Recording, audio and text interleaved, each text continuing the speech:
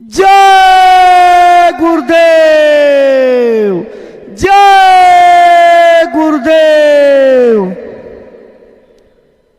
अब आपको बैठने का संकेत हो गया है। आप अपने स्थान पर सम्मान के साथ बैठ जाइए। आज आपके गांव की इस धरती पर पूज्य महाराज जी का शुभागमन आपकी इस सरजमी का और आपकी घड़ियों का सौभाग्य है। आप सबकी श्रद्धा भावनाओं को इकट्ठा करके यहाँ के प्रदेश अध्यक्ष अपने सहयोगियों के साथ पूज्य महाराज जी का स्वागत अभिनंदन वंदन करते हुए और पीछे जय गुरुदेव, जय गुरुदेव।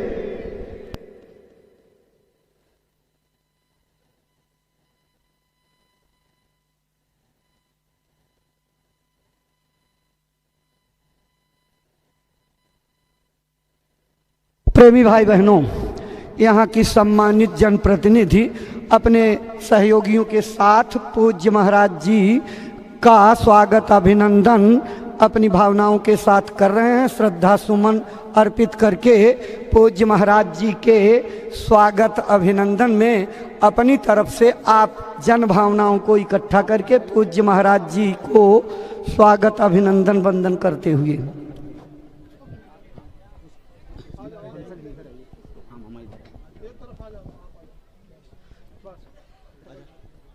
जय गुरुदेव, जय गुरुदेव। प्रेमी भाई बहनों, स्वागत की इसी श्रृंखला के बाद पूज्य महाराज जी अपने गुरु महाराज का पावन संदेश लेकर के आए हुए हैं। आपके पावन चरण कमलों में श्रद्धा से आदर पूर्वक ये प्रार्थना करते हैं कि गुरु महाराज का जो संदेश लेकर के मथुरा आश्रम से चले हैं, अपनी अमर वाणी से प्रेमी भाई बहनों को सुनाने समझाने की कृपा करें, ताकि आपकी अमर वाणी से प्रेरणा प्राप्त करके भाई बहन अपने जीवन की अनमोल सांसों का उपयोग करते हुए मानव तन सफल, सार्थक और कामयाब बना सकें। परम श्रद्धेय पूज्य महाराज जी। आप सभी लोग प्रेम के साथ में मालिक के पावन नाम का उच्चारण करेंगे। बोलो जय गुरुदेव, जय गुरुदेव, गुरुदेव, जय गुरुदेव, गुरुदेव, जय गुरुदेव।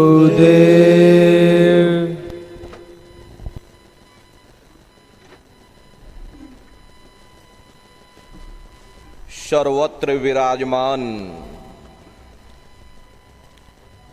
शब्द स्वरूप परम पूज्य स्वामी जी महाराज के श्री चरणों में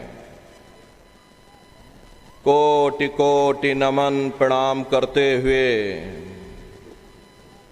इस सत्संग समारोह में पधारे हुए सभी सत्संगी धर्म प्रेमी भाई बहनों को सादर जय गुरुदेव। प्रेमी भाई बहनों, हम आप परम सौभाग्यशाली हैं कि ऐसे कलिकाल में हम लोगों को ये मानव तन, ये मनुष्य शरीर प्राप्त हुआ है। उससे भी परम सौभाग्य की बात है कि मनुष्य रूपी मंदिर में बैठ करके हम लोगों को सत्संग सुनने का ये अवसर मिल रहा।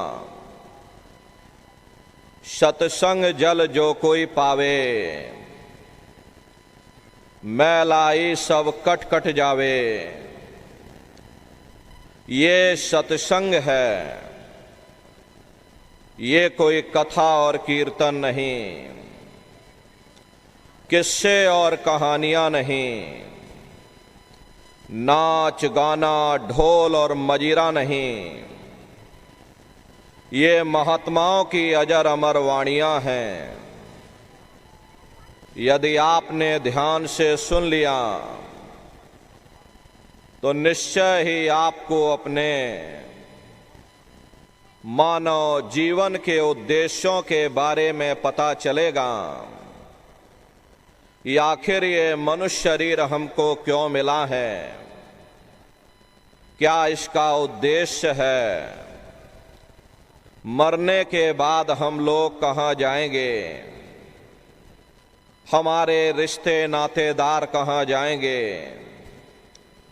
कैसे हमारी इस जीवात्मा का कल्याण होगा। इन सभी प्रश्नों की जानकारी आपको सत्संग के माध्यम से प्राप्त होगी। महात्माओं के सत्संग में कभी किसी जात और बिरादरी, किसी कौम या मजहब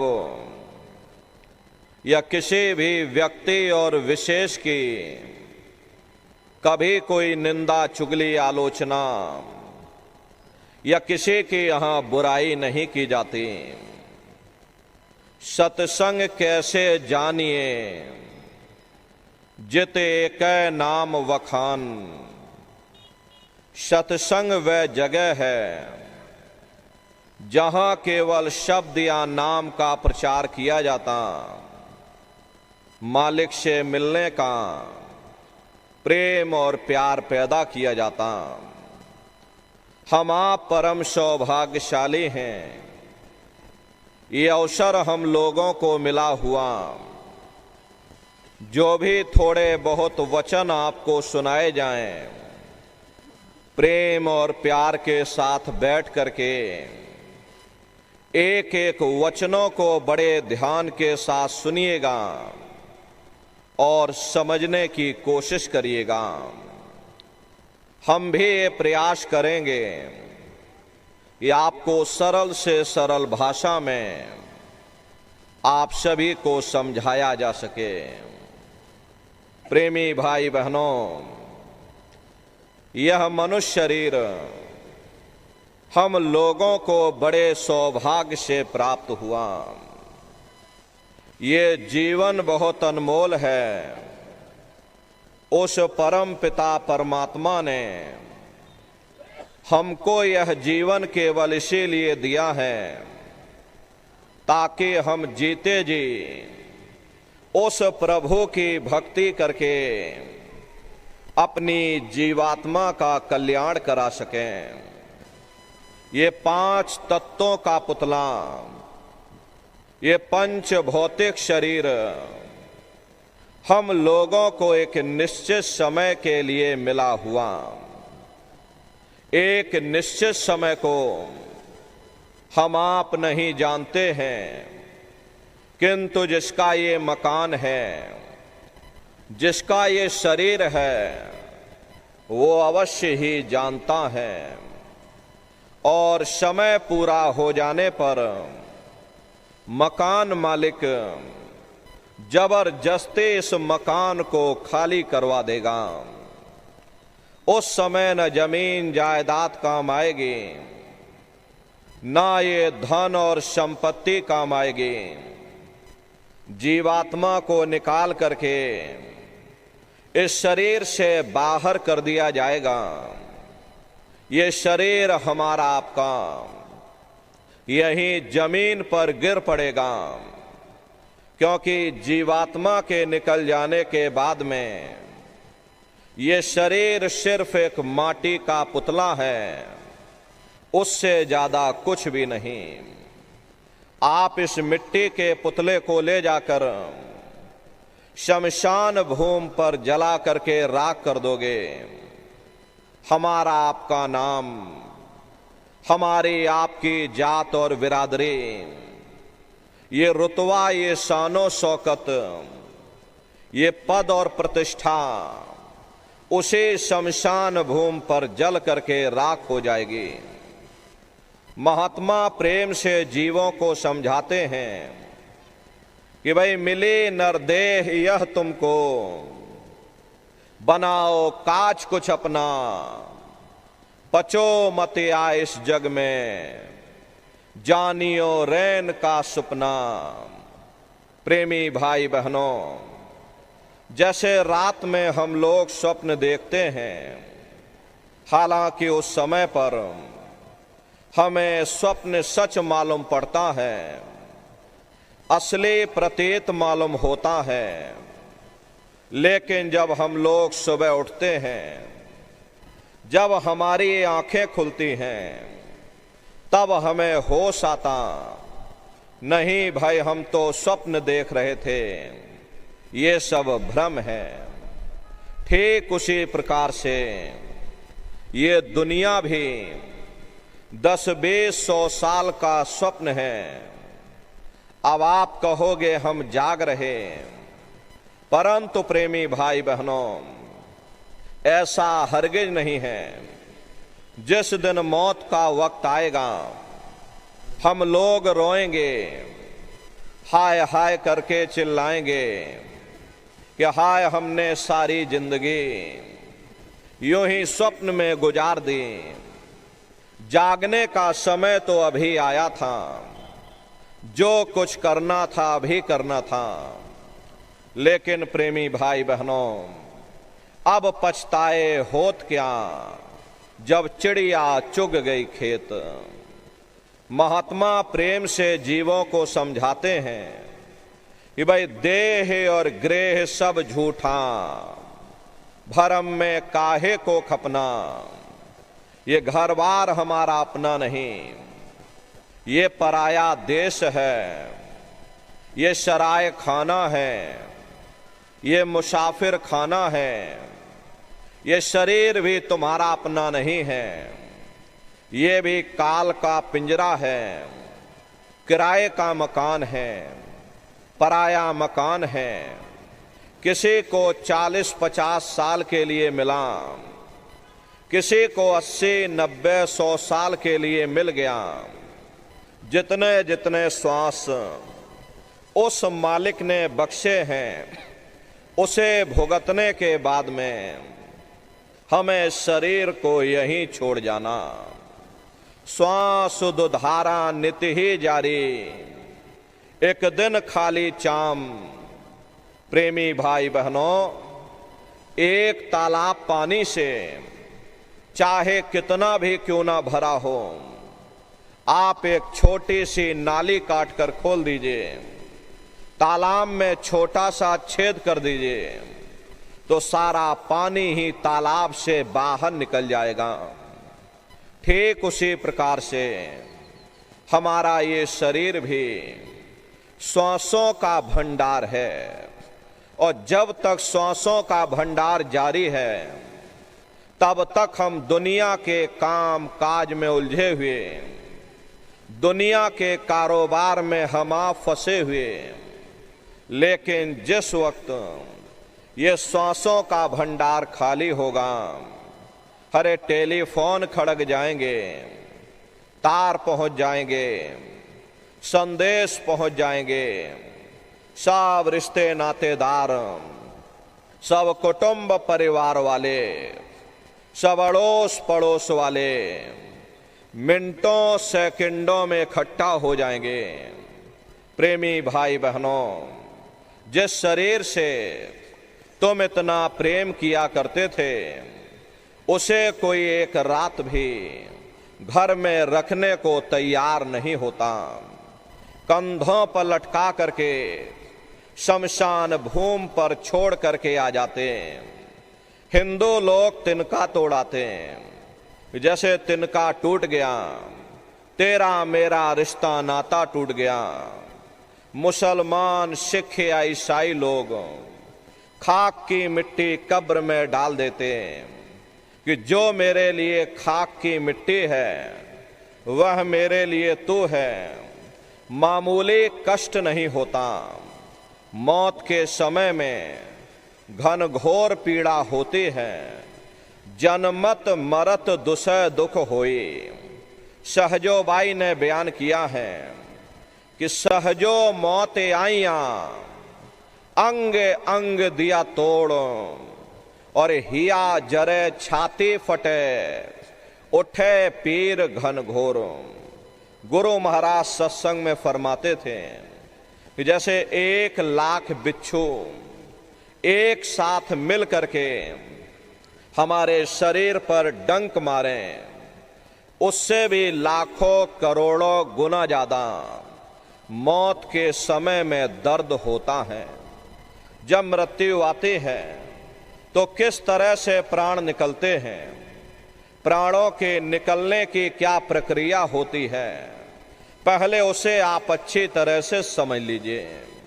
सिमटत भास श्वास उठ जावे, और प्राण पति जम सिमट समावे, उस समय हमारी ये श्वासें रुक जाती, शरीर की चेतना पीछे सिमटने लगती, तो सबसे पहले गुदा चक्र टूटता है। क्योंकि गुदा चक्र में पृथ्वी का वास होता है। गुदा चक्र टूट करके ऊपर इंद्रिय चक्र में समा जाता। इंद्रिय चक्र में जल का वास होता, यानी जल ने पृथ्वी को घोल दिया। फिर जब इंद्रिय चक्र टूटेगा तो ऊपर नाभि चक्र में समा जाएगा। नाभि चक्र में अग्नि का वास होता, यानी अग्नि ने फिर जल को सुखा दिया। ये नीचे से सिमटाव होता है, नीचे से ऊपर की ओर सिमटाव होता। पैरों के तलवे से लेकर के सिर की चोटी तक सिमटाव होता।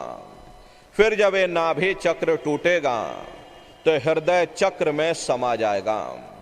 हृदय चक्र में वायु का वास होता, यानी वायु ने अग्नि को अपने में समाहित कर लिया, और इस तरह से वायु आकाश में उड़ गई। ये आंखों की पुतलियां ऊपर पलट जाती हैं, मुंह खुला का खुला रह जाता। महात्मा प्रेम से जीवों को समझाते हैं कि भाई जब यह कर्म कलाई उपजावे और बुद्धि सुरत की आन दबावे, जब यह जीवात्मा पांचों तत्वों को लांग करके जल पृथ्वी अग्नि वायु आकाश पांचों तत्वों को लांग करके ऊपर आती है, तो काल दाढ़ में आन दबानी, और जब ढरके नैनन से पानी। जब काल अपनी दाढ़ में दबाता है उस समय नेत्रों से पानी निकलता, इंद्रियां टूट टूट करके चकनाचूर हो जाती, सब रिश्ते नातेदार खड़े रह जाएंगे। लगे टकटकी दिखे न भाई, और वाह समय को करे सहाई। उस समय जीव टकटकी लगाकर देखता है कि कोई मेरी मदद कर दे, कोई मेरी सहायता कर दे, कोई मुझे इस पीड़ा से बचा ले।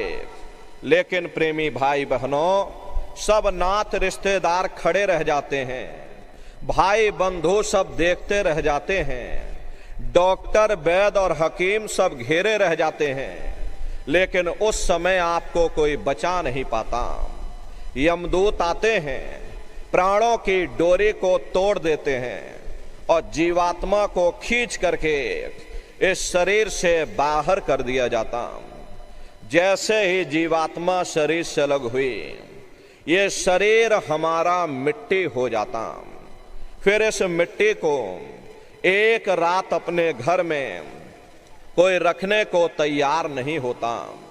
अरे आपके कितने भी सगे संबंधी क्यों न हो, खास नात रिश्तेदार क्यों न हो, लेकिन एक रात कोई घर में मट्टी रखने के लिए तैयार नहीं होते। कहते भाई जल्दी करो जल्दी करो, अब इनकी शक्ल देखने में हमको डर लग रहा, जल्दी से बाजार से कफन खरीद के लाओ, जल्दी से लकड़ियां खरीद के लाओ, अरे जल्दी से चिता तैयार करो, इनको घर में से जल्दी से उठा ले जाओ, वहीं शमशान भूमि पर जला देना। ये जो घर में इनके कपड़े लत्ते पड़े हुए, हर इनके कपड़े लत्ते भी उठा ले जाओ, वहीं शमशान भूमि पर जला देना। जिस बिस्तर पर ये लेटे रहे, ये बिस्तर भी अशुद्ध हो गया। अब इनकी छुई हुई चीज हमको घर में एक नहीं चाहिए, इसलिए इनका बिस्तर भी उठा ले जाओ, वहीं शमशान भूमि पर जला देना। लेकिन उसने कोई सोने की अंगूठी पहनी होगी, गले में कोई सोने की चेन पहनी होगी, उसे धीरे से उतार करके जेब में रख लोगे। बस वही एक अशुद्ध नहीं होगा और बाकी सब अशुद्ध हो जाएगा। हरे महात्मा कहते हैं कि भाई कुटुंब परिवार मतलब काम, और बिना धन पास नहीं जाए। ये रिश्ते नातेदार, ये कुटुंब परिवार वाले, ये सब स्वार्थ के संगी साथी हैं। हरे प्रेमी भाई बहनों, आज तुम्हारी जेब में पैसा है तो साहब जैसे तैसे तुमसे रिश्ते नातेदारी कायम कर लेंगे। लेकिन अगर आज जेब खाली हो जाए, कोई किसी को याद करने वाला नहीं, 13 दिन बाद 13वीं मना दोगे, लड्डू पूड़ी पकवान बना करके खिला दोगे, फिर जाने वाले को कोई याद नहीं करता। अभी बूढ़े बुजुर्गों से पूछा जाए कि भाई क्या तुमको तुम्हारे माँ बाप की याद आती है, तो कहेंगे भाई नहीं आती। अरे क्यों नहीं आती? तुम्हारे माँ बाप थे, तुमको पाला पोसा बड़ा किया, खुद बेचारे भूखे रहे होंगे, तुम्हारा पेट पाला होगा, तुमको तुम्हारे माँ बाप की याद क्यों नहीं आती? क्योंकि तुम्हारे सामने तुम्हारे लड़के बच्चे हो गए, तुम्हारे नाती पोता पंती और संती हो गए, इसलिए तुम अपने माँ बाप की यादों को धीरे धीरे भूल गए और नई यादों में धीरे धीरे बस गए। ऐसे ही प्रेमी भाई बहनों, एक दिन सब तुमको भी भूल जाएंगे, कोई किसी को यहाँ याद करने वाला नहीं। ये कहानी तो शमशान भूमि पर समाप्त हो गई। उधर देखो क्या होता, तुम्हारी जीवात्मा को ले जा करके ऊपर धर्मराज की कचहरी में पेश कर दिया जाएगा। वहां पलक झपकते ही तुम्हारे अच्छे और बुरे कर्मों का हिसाब किताब हो जाएगा। धर्मराज तुमको सजा सुना देंगे, ले जाओ इनको फलाने नरक में डाल दो, क्योंकि मैंने इनको मौका दिया था। जब ये माँ के गर्भ में उल्टे लटके हुए थे, सिर इनका नीचे था और पैर इनके ऊपर थे, उस समय इन्होंने मुझसे प्रार्थना की थी कि अब प्रभु कृपा करहुए भांति और सब तज भजन करह दिन राति, कि हे परमात्मा इस बार हमको मौका दे दो, इस बार हमको ये मनुष्य शरीर दे दो, हम भजन करेंगे, भक्ति करेंगे, हम अपनी जीवात्मा का कल्याण करेंगे। तो मैंने इनकी प्रार्थना को स्वीकार कर लिया और इनको मैंने सुंदर सा ये मनुष्य शरीर दे दिया और कह करके मैंने भेजा था कि भाई ये मनुष्य शरीर ये किराए का मकान है, ये तुम्हारा अपना नहीं है। अगर ये तुम्हारा अपना होता तो हमेशा तुम्हारे पास रहता, ये तुम्हारा अपना नहीं। ये मैंने तुमको कुछ समय के लिए किराए का मकान दिया है। हाँ, तुम अपनी जीवात्मा को मेरे किराए के मकान में बैठा करके और मालिक की भक्ति करके अपनी जीवात्मा का कल्याण करा लेना।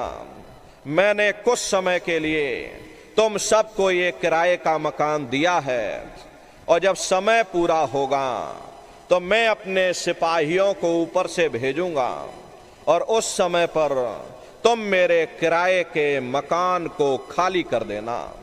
लेकिन इतना ध्यान रखना कि जैसा साफ सुथरा मैंने तुमको ये किराए का मकान दिया है, वैसा ही साफ सुथरा तुम मुझको वापस लौटाना। लेकिन इस किराए के मकान में बैठ करके इन्होंने अच्छे बुरे कर्म कर डाले। मेरे किराए के मकान को मेरे पंच भौतिक शरीर को इन्होंने अपने कर्मों से गंदा कर दिया, इसलिए कर्मों की सजा इनको मिलेगी। ले जाओ इनको फलाने नरक में डाल दो। अरे महात्मा कभी झूठ नहीं बोलते। महात्माओं ने जब साधना किया और साधना करके जब ऊपर गए और ऊपर जा करके जब उन्होंने नरकों का हाल देखा, तो हमारी आपकी जानकारी के लिए उन्होंने धर्म ग्रंथों में लिख दिया कि लोह के खम्भ तपत के माही, और जहां जीव को ले चिपटाई वहां लोहे के खंबे अग्नि से धधक धधक कर लाल हो रहे। वाह समय की कहां सुनाई, लोहा अगन धमन धोकाई, और जो धमन से धोक लोहारा, लोहा जो अग्नि में डारा।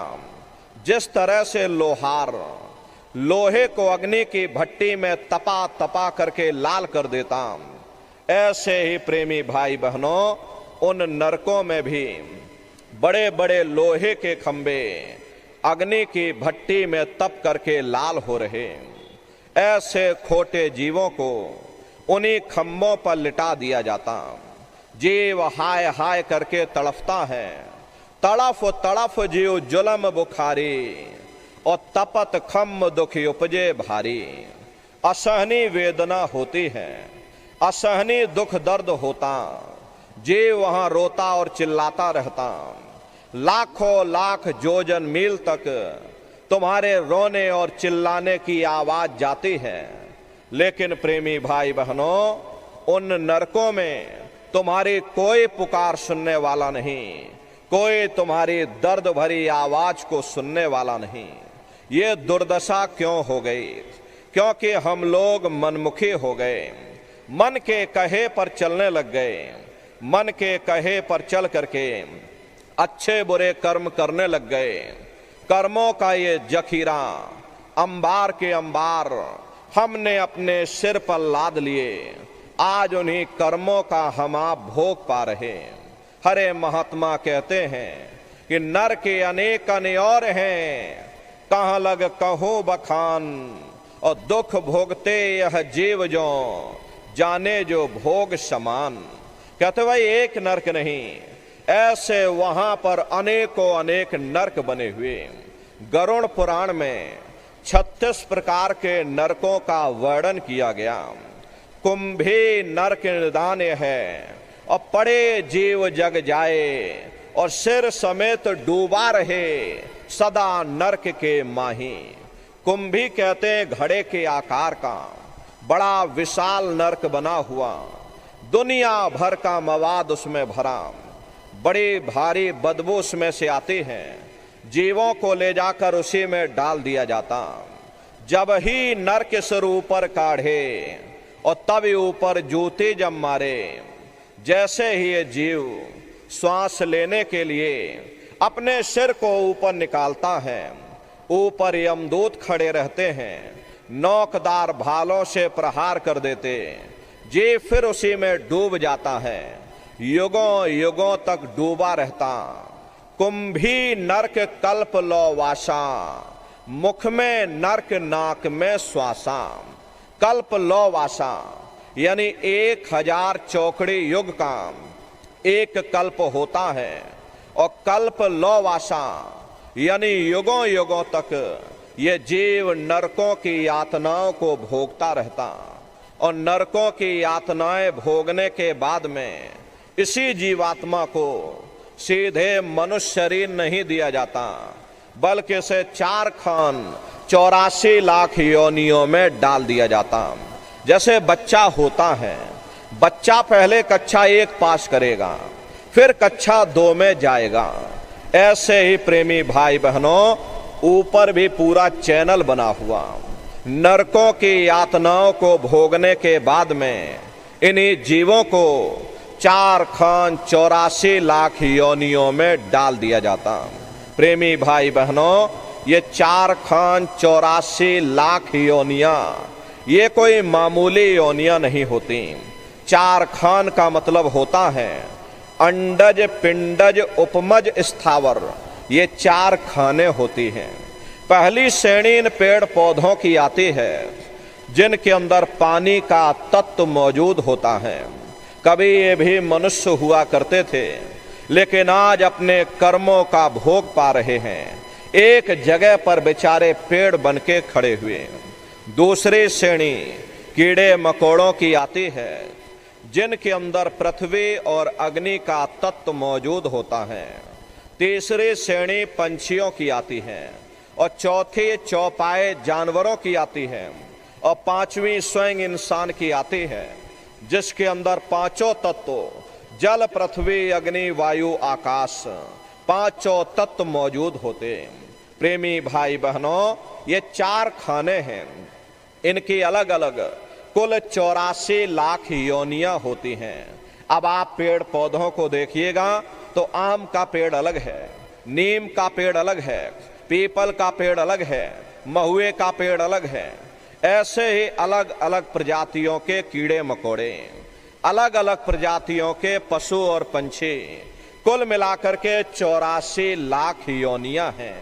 हम दुनिया के जीव नरकों की यातनाओं को भोगने के बाद में इन्हीं 84 लाख योनियों में डाल दिया जाता।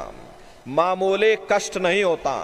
अरे हमको आपको गर्मी लग गई तो हम लोग छाया में आ गए, सर्दी लग गई कंबल रजाई ओढ़ लिया, भूख लग गई तो भोजन कर लिया, बीमार हो गए तो अस्पतालों में चले गए, अपना अपना इलाज करवा लिया। लेकिन देखो उन जानवरों को, क्या गर्मी, क्या सर्दी और क्या बरसात, एक एक रोटी के टुकड़े के लिए बेचारे दर बदर रोड पर भटकते रहते हैं। किसी का हाथ कट गया, किसी का पैर कट गया, किसी को जीते जी काट डाला, मुर्गी की पकड़ करके आपने गर्दन मरोड़ डाली। अरे उनको भी दर्द होता है, उनको भी तकलीफ होती है, लेकिन वे बेचारे बेजुबान हैं, कुछ बोल नहीं पाते हैं, कुछ बता नहीं पाते हैं। हम लोगों के अंदर ये जुबान है, हम लोग बोल बता देते हैं, वे सिर्फ रोते और चिल्लाते रहते हैं। अरे कौन उनकी पुकार सुनने वाला, कौन उनकी दर्द भरी आवाज को सुनने वाला? प्रेमी भाई बहनों, कोई सुनने वाला नहीं। अरे मादा बिच्छू होती है, मादा बिच्छू की मौत कैसे होती है? मादा बिच्छू जब अपने बच्चों को जन्म देती है तो उसी के बच्चे अपनी भूख को मिटाने के लिए अपनी माँ की पीठ पर चढ़ जाते हैं और उसी के मांस को नोच नोच करके खाते हैं। वो तड़पती रहती है, कराहती रहती है, लेकिन जब तक हड्डी हड्डी न बच जाए उसके बच्चे अपनी माँ की पीठ से नीचे नहीं उतरते। ऐसे न जाने कितने जीव जंतु इस संसार में भरे पड़े हुए दुख और कष्टों को सह रहे।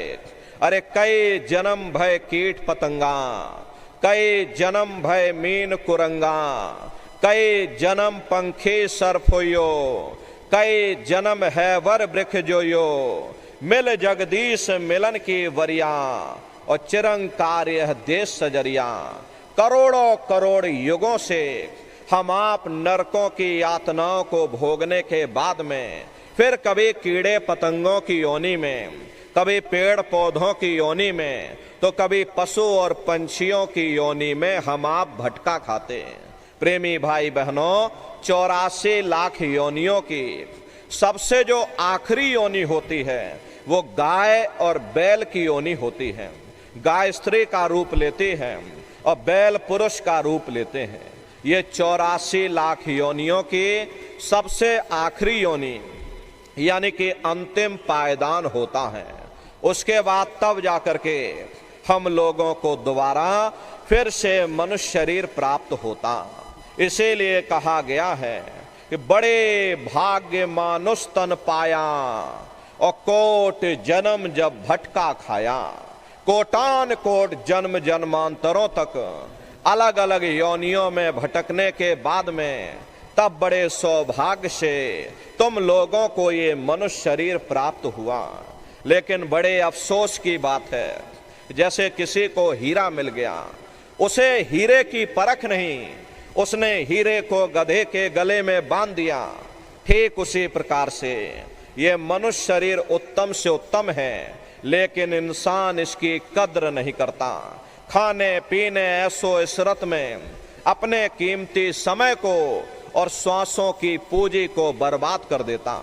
महात्मा प्रेम से जीवों को समझाते हैं कि भाई बड़े सौभाग्य से तुम लोगों को ये मनुष्य शरीर मिला है। बड़े से बड़े देवी और देवता भी उस मनुष्य शरीर को पाने के लिए तरसते हैं। प्रेमी भाई बहनों, क्योंकि उन नरकों से, इन 84 से निकलने का केवल एक ही दरवाजा है। मुक्ति प्राप्त करने का केवल एक ही मार्ग है, वह केवल मनुष्य का शरीर है। इसी मनुष्य रूपी मंदिर में बैठ करके हम उस परमात्मा की भक्ति कर सकते हैं। इसीलिए संतों महात्माओं ने इस पंच भौतिक शरीर को सच्चा हरि मंदिर कहकर याद किया कि हरि मंदिर यह शरीर है और ज्ञान रतन प्रकट हुए ये असली हरि मंदिर है। जब भी वो परमात्मा मिलेगा, इसे हरि मंदिर के अंदर मिलेगा। इसे पंच भौतिक शरीर को ईसा मसीह साहब ने टेम्पल ऑफ लिविंग गॉड यानी जिंदा ईश्वर का मंदिर कहा। इसे पंच भौतिक शरीर को गुरु नानक साहब ने नर नारायणी देह कहकर याद किया। ये वो देह है जिसमें नारायण स्वयं विराजमान है। वो नारायण जब भी मिलेंगे तुम्हें तुम्हारे अंदर मिलेंगे। यही कबीर साहब ने लिखा है कि जो तिल माही तेल है, जो चकमक में आग, और तेरा साईं तुझ में और जाग सके तो जाग। जिस तरह से तिल में तेल होता है, पत्थर में अग्नि होती है, ठीक उसी तरह से वो मालिक हर एक के घट घट में, हर एक के वजूद के अंदर विराजमान है। यही संत भीखा साहब ने फरमाया कि भीखा भूखा को नहीं, सबकी गठरी लाल, और गिरह खोल नहीं जानसी, ताते भय कंगाल। यानी उस परमात्मा ने इस शरीर के अंदर कोई कमी नहीं रखी, सबके अंदर नाम रूपी अमोलक दौलत रखी हुई। यही महात्माओं ने भी लिखा है कि कस्तूरी कुंडल बसे, मृग धूड़े बन माही, ऐसे घट घट राम हैं दुनिया देखे नाही।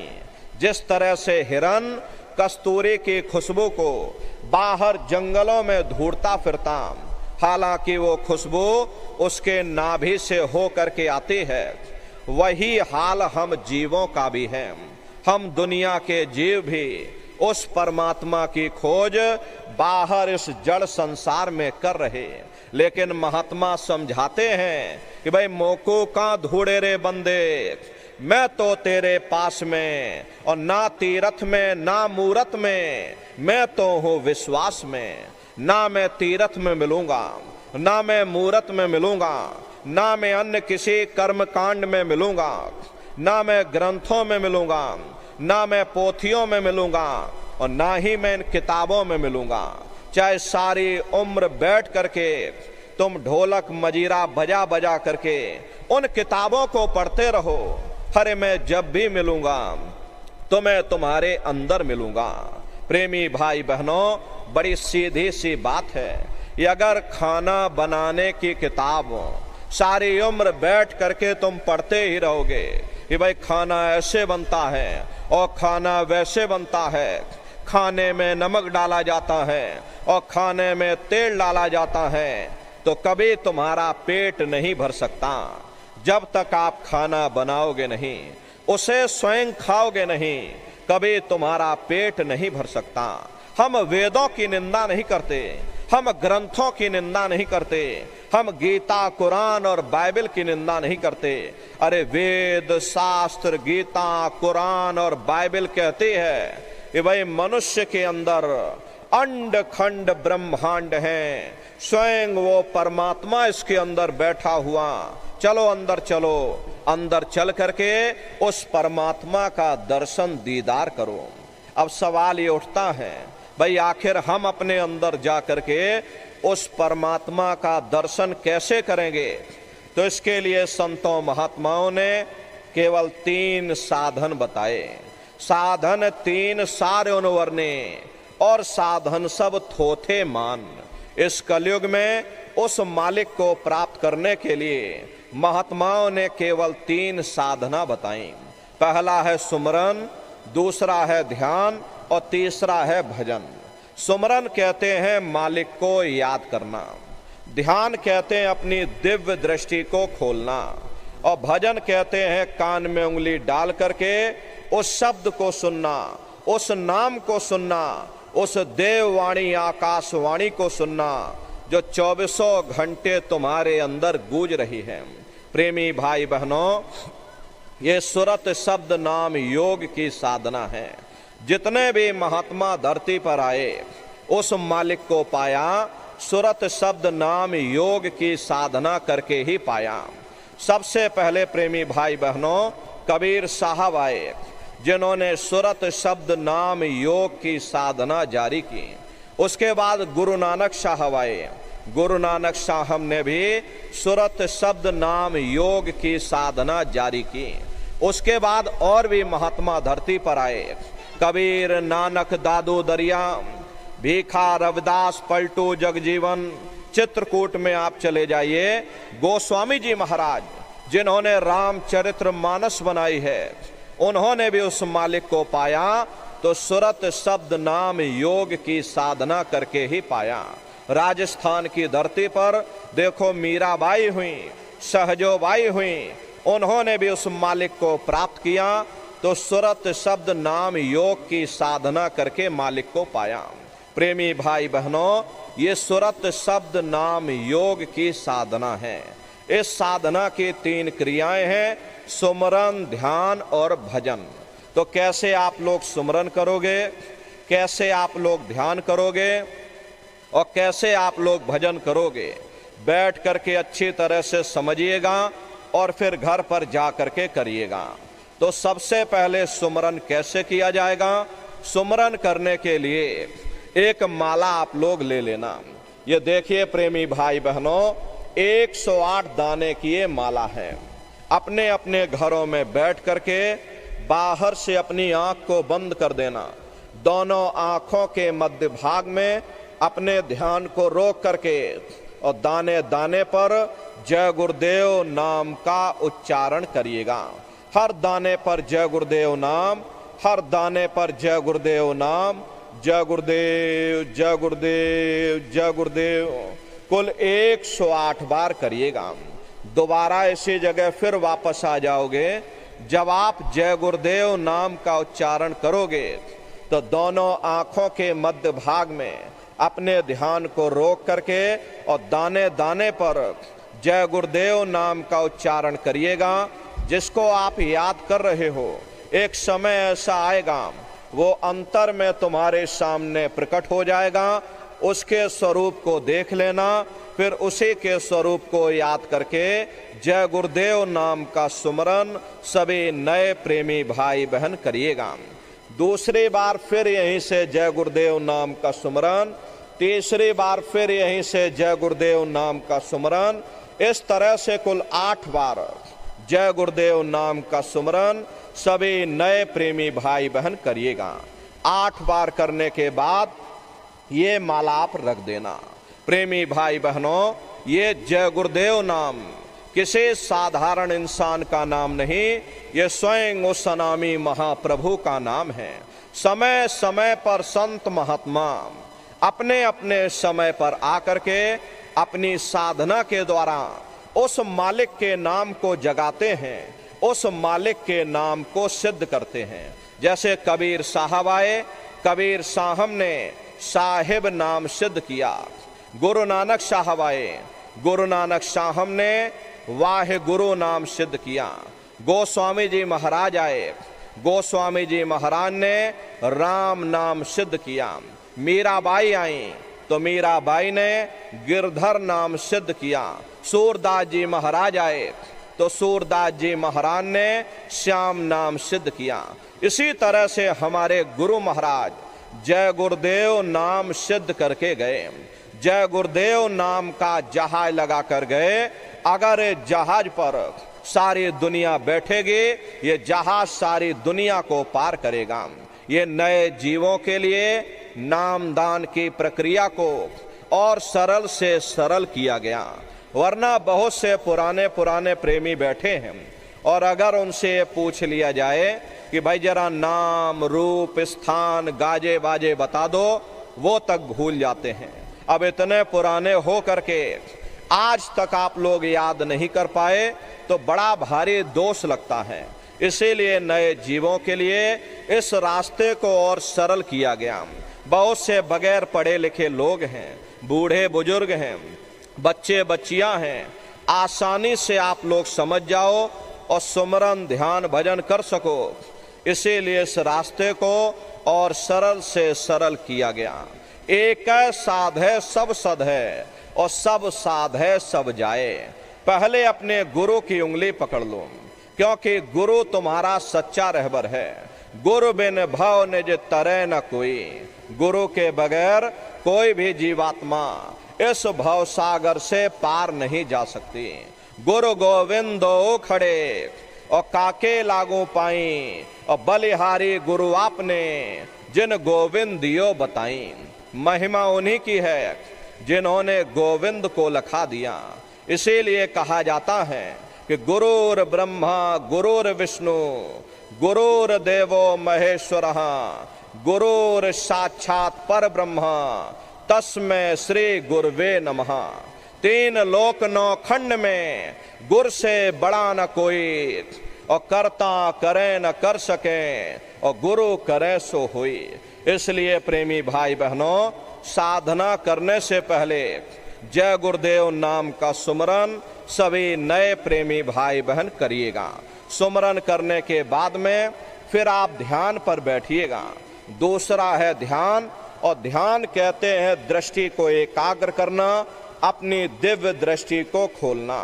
कैसे आप लोग ध्यान करोगे जरा अच्छी तरह से समझ लीजिए।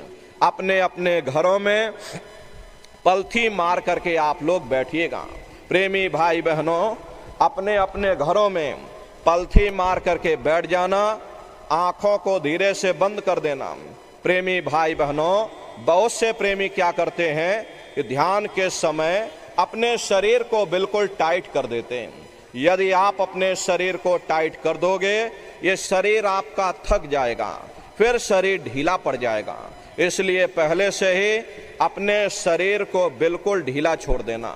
जितना आराम से आप लोग बैठोगे उतना आपके लिए अच्छा रहेगा। तो ध्यान के समय ढीले बदन से आराम से बैठिएगा। आंखों को धीरे से बंद कर देना। इन आंखों पर कोई जोर मत देना। जैसे सोते समय धीरे से आंख को बंद करते हो, ऐसे ही धीरे से आंख को बंद कर लेना। दोनों आंखों के मध्य भाग में दूर सामने देखिएगा। सामने आपको अंधेरा दिखाई पड़ेगा। जब आप अपने बाहर की आंख को बंद कर लोगे और अंतर में सामने देखोगे तो सामने आपको अंधेरा दिखाई पड़ेगा। बस उसी अंधेरे में एक जगह पर आप अपनी दृष्टि को एकाग्र करिएगा। होशियारी यही रहे ये आंखों की पुतलियां हिलने ना पाए।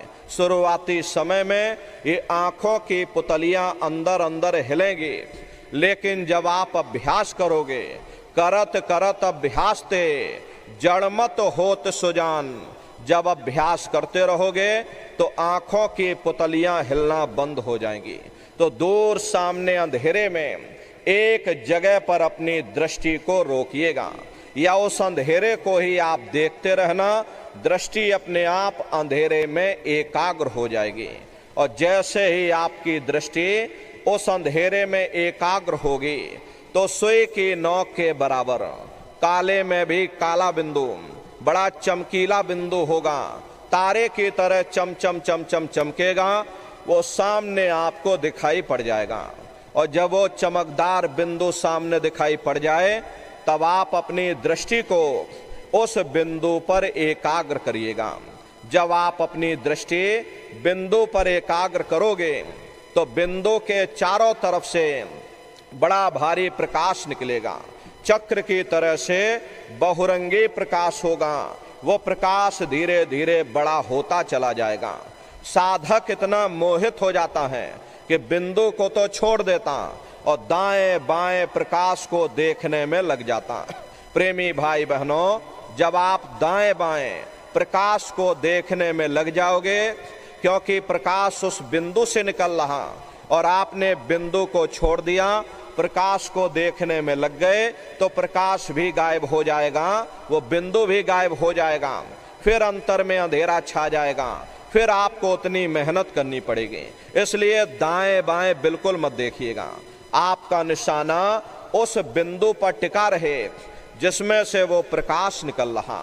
वही बिंदु दरवाजा है, वही बिंदु खिड़की है, उसी को हरि का द्वार यानी कि हरिद्वार कहा गया। बहुत विशाल वो दरवाजा। ये संसार कुछ नहीं है। ऐसे लाखों संसार इकट्ठे करके एक साथ दरवाजे के अंदर डाल दिए जाएं, पता तक नहीं चलेगा। इतना विशाल वो हरि का द्वार तुम्हारे अंदर बना हुआ, तो वो दरवाजा आपको दिखाई पड़ेगा। जब एक टक हो करके आप उस बिंदु को देखते रहोगे, तो वो बिंदु फट जाएगा, वो दरवाजा खुल जाएगा, ये शिव नेत्र खुल जाएगा, ये दिव्य दृष्टि खुल जाएगी और आप दरवाजे के अंदर दाखिल हो जाओगे। एक बार प्रेमी भाई बहनों, ये दिव्य दृष्टि आपकी खुल जाए, फिर क्या भूत, क्या भविष्य और क्या वर्तमान, कोई भेद आपसे गुप्त नहीं रहेगा। लाखों वर्ष पहले क्या हुआ था, भविष्य में क्या होने वाला है, आप बैठ करके और ध्यान में सब कुछ देख सकते हो। तो यह है ध्यान करने का तरीका। एक बार फिर से आप लोग समझ लीजिए कैसे आपको ध्यान करना है। अपने अपने घरों में पलथी मार करके आराम से बैठिएगा, आंखों को धीरे से बंद कर देना, दोनों आंखों के मध्य भाग में दूर सामने देखिएगा, सामने आपको अंधेरा दिखाई पड़ेगा। बस उसी अंधेरे में एक जगह पर अपनी दृष्टि को एकाग्र करिएगा, या उस अंधेरे को ही आप देखते रहना। दृष्टि अपने आप अंधेरे में एकाग्र हो जाएगी। उस समय किसी के बारे में सोचना नहीं, किसी के बारे में विचार मत करिएगा। ये विचार करने की आदत हमारे अंदर पहले से पड़ी हुई है। हम किसी भी व्यक्ति को देखते हैं तो देखने से पहले ही हम उसके बारे में विचार करने लग जाते हैं। ये जो विचार हैं यही ध्यान में बाधक हो जाते हैं। तो कोशिश ये करना, जब आप ध्यान पर बैठो मन में कोई विचार ना आने पाए, निर्विचार हो करके, शून्य हो करके, भूल जाना कि हमारा कोई शरीर भी है। शरीर को बिल्कुल हिलाना डुलाना नहीं, बस सामने अंधेरे को देखते रहो, लगातार उस अंधेरे को देखते रहिएगा। देखते देखते देखते देखते आपकी दृष्टि अंधेरे में रुक जाएगी, और जैसे ही आपकी दृष्टि सामने अंधेरे में एकाग्र होगी, तो सुई की नोक के बराबर काले में भी काला बिंदु, बड़ा चमकीला बिंदु होगा, तारे की तरह चम चम चम चम चमकेगा, वो सामने आपको दिखाई पड़ जाएगा। और जब वो चमकदार बिंदु सामने दिखाई पड़ जाए, तब आप अपनी दृष्टि को उस बिंदु पर एकाग्र कर देना। और जब आप अपनी दृष्टि बिंदु पर एकाग्र कर दोगे, तो वो बिंदु दरवाजा है, वो दरवाजा खुल जाएगा, ये शिव नेत्र खुल जाएगा, ये दिव्य दृष्टि खुल जाएगी और आप दरवाजे के अंदर दाखिल हो जाओगे। प्रेमी भाई बहनों, ये है ध्यान करने का तरीका। और तीसरा है भजन। गाने बजाने का नाम भजन नहीं है, नाच गाना ढोल और मजीरा का नाम भजन नहीं है। भजन कहते हैं उस रूहानी आवाज को सुनना जो 24 घंटे तुम्हारे इस हरि मंदिर के अंदर गूंज रही है। यानी तुम्हारे अंदर 24 घंटे वो आवाज गूंज रही है, उसी आवाज को सुनने का नाम भजन है। तो कैसे भजन करोगे, जरा अच्छी तरह से समझ लीजिए। ये दोनों उंगली कानों में डाल करके ये कानों को बंद कर लेना। कान इसीलिए बंद किए जाते हैं ताकि बाहर की कोई आवाज हमको सुनाई ना पड़े। अपनी सुविधा से बैठिएगा, कुर्सी पर चाहे कुर्सी पर बैठ जाओ, सोफे पर चाहे सोफे पर बैठ जाना, या कोई तकिया इस तरह से रख लेना और दोनों कोहनी यहाँ रख करके ये दोनों उंगली कानों में डाल करके ये कानों को बंद कर लेना। बहुत सी हमारी माताएं बहनें हैं, बूढ़े बुजुर्ग हैं, आपके घुटनों में दर्द होता होगा, रीढ़ की हड्डी में दर्द होता होगा, आप बैठ करके भजन नहीं कर पाते हो तो आप लेट करके भजन करिएगा। ऐसे सीधे लेट जाना और लेटे लेटे आंख और कान को बंद कर लेना। मतलब तो आंख और कान को बंद करना है, चाहे आप लेट करके करो चाहे आप बैठ करके करो, लेकिन इतना ध्यान रखिएगा कि कहीं लेटे लेटे हम सो ना जाएं, इसलिए चेत करके बैठिएगा। यही कहा गया है कि आंख कान मुख बंद कराओ, अनहद झिंगा शब्द सुनाओ। यानी पहले अपने आंख को बंद करो, अपने मुख को बंद करो, दोनों उंगली कानों में डाल करके ये कानों को बंद कर लो और ऊंचे से ऊंचा ध्यान दे करके उस आवाज को सुनने की कोशिश करो। प्रेमी भाई बहनों, जब आप अपने कानों को बंद करके ऊंचा ध्यान दे करके गौर से सुनोगे तो आपको ऐसा अनुभव होगा कि कहीं सीटी जैसी आवाज हमारे अंदर गूंज रही है। टी, इस तरह से सीटी जैसी आवाज शुरू में आप सभी को सुनाई पड़ेगी। करना कुछ नहीं है, लेटे हो चाहे बैठे हो, बस आप उस आवाज को सुनते रहना और सुनते सुनते उसी में लीन हो जाना।